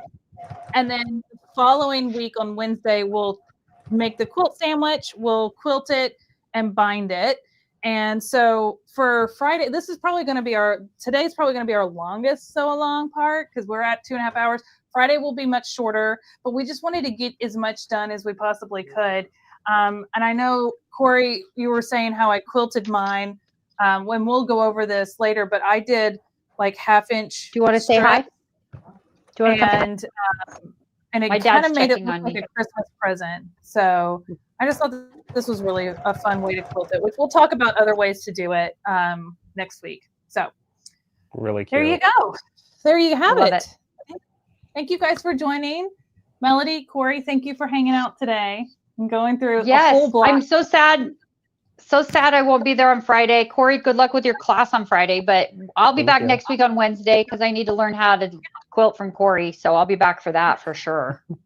Yeah. So Friday, you're stuck with me. We're going to just, like I said, put our blocks together, make our border. It's a very scrappy border, and then put that on. It'll be a much faster class. And then on Wednesday next week, we'll have another probably longer class because we're going to go over sandwiching, quilting, and binding. So that's also why I haven't bound this one yet, because I'm going to quilt this one and bind this one. And I can show both without having to do the whole thing. So, oh yeah, it's going to be me and Eric on Friday. Maybe I'll bring him. I think Eric, be ready to pop on camera because Bethany will need someone to chat with. Comb your hair that day and brush your tooth, and be ready to hang out with us on camera Friday. I may have you just pop in. I think everybody would love to see you because they chat with you so much in the chat. Yes, you're welcome, Sue. Thank you so much for that. I appreciate it. I'm glad that you're enjoying the tips. You're not a newbie anymore, Louise. And that's true. Louise finished her one this summer, so she's all the way in now. She's like me. She's diving all the way in head first now. Yep. Yeah, totally. So I'm really proud of you guys. What I would love for you all to do, and Melody, you have to do this too, but once you get your first block done, or one of the 4, take a picture and post it in our Facebook group, the CutterPillar Creations Hub Facebook group. I want to see your first block. It doesn't have to be perfect. Look, I'll even show you mine right here. Look at this. It is far from perfect. Here's my block. And look, I am off here. This one's way off over here. It's fine. It's fine. Don't point them out. I am, because I want you to see that even after 35 years of sewing, it's still not perfect every time. And that's okay. Yeah. And we'll trim these up and make them look really nice, and we'll sew them together. So it's okay if you've got a little off out here, like my fabric kind of stretched right here. That's fine. It's gonna happen. But yeah, it's just give yourself some grace. We're going for completion, not perfection. And I would love for you, if you feel comfortable doing it, take a photo of your finished block and post it in our group. And we'd love to, and it's not for critique or anything. It's literally just to cheer you on and to make everybody else jealous who didn't get a kit and isn't getting to do this with us. That's it. And then they're going to want to come hang out with us for the November Sewalong. But truthfully, I would love to see your blocks and congratulate you on that achievement. Whether you're a beginner, intermediate, been sewing a long time, it's just fun to do it with a group. And that's why we do these fun sew-alongs. So please share if you want to. If you haven't joined our Facebook group, please go over there and do that. And Eric and I one of us will approve you to join. But yeah, thank you guys for hanging out with us. We're done for today. It was a lot. Such a fun afternoon. Thank you. Yesterday was such a crazy work day. We had 800,000 meetings yesterday. And so this was such a fun work day afternoon. Yeah. But work day afternoon for this was it brought my anxieties and my chillax and my heart rate down today. This is amazing. Yes. What made me feel better was putting up my Christmas decorations. So. Oh yeah, for sure. I had so much fun with that. I had lots of fun with that too. I'm thinking over here by the light switch so I can get another tree. You absolutely could. I see a window of opportunity. All right, for that. Corey, thank you so much for your time. Corey, it's so good to see you. Thank you. It's good to see you guys. Thank you so much. Thank you for letting you use their house to join us. They're fine. They're back. I think they're on the back patio hanging out. I don't know what they're doing. Go enjoy it. We'll see you guys. I'll be back here Friday at 1 p.m. Mountain Time, 2 p.m. Central, and we're going to finish this up. And then you have all weekend and into next week to get caught up before we come back on Wednesday and finish these up. And y'all, you will have a Christmas project done before Halloween. You're going to be ahead of everybody else, and you're going to want to show it off, and I cannot wait. So there you go. All right. Thanks, guys. Now, Linda says if you make 5 blocks, that will give you the one for the pillow. Correct, Linda. That is absolutely correct. You can save it for a pillow, or if you have a longer table, you can add it in to this table runner. It's up to you, or you can make it a little mini table topper if you want instead of a pillow, or you don't have to do the 5th block if you don't want to, but at least get the ones for your table runner done, which is 4. Okay. All right. See you guys Friday. Have a good night and bye. Thanks, guys.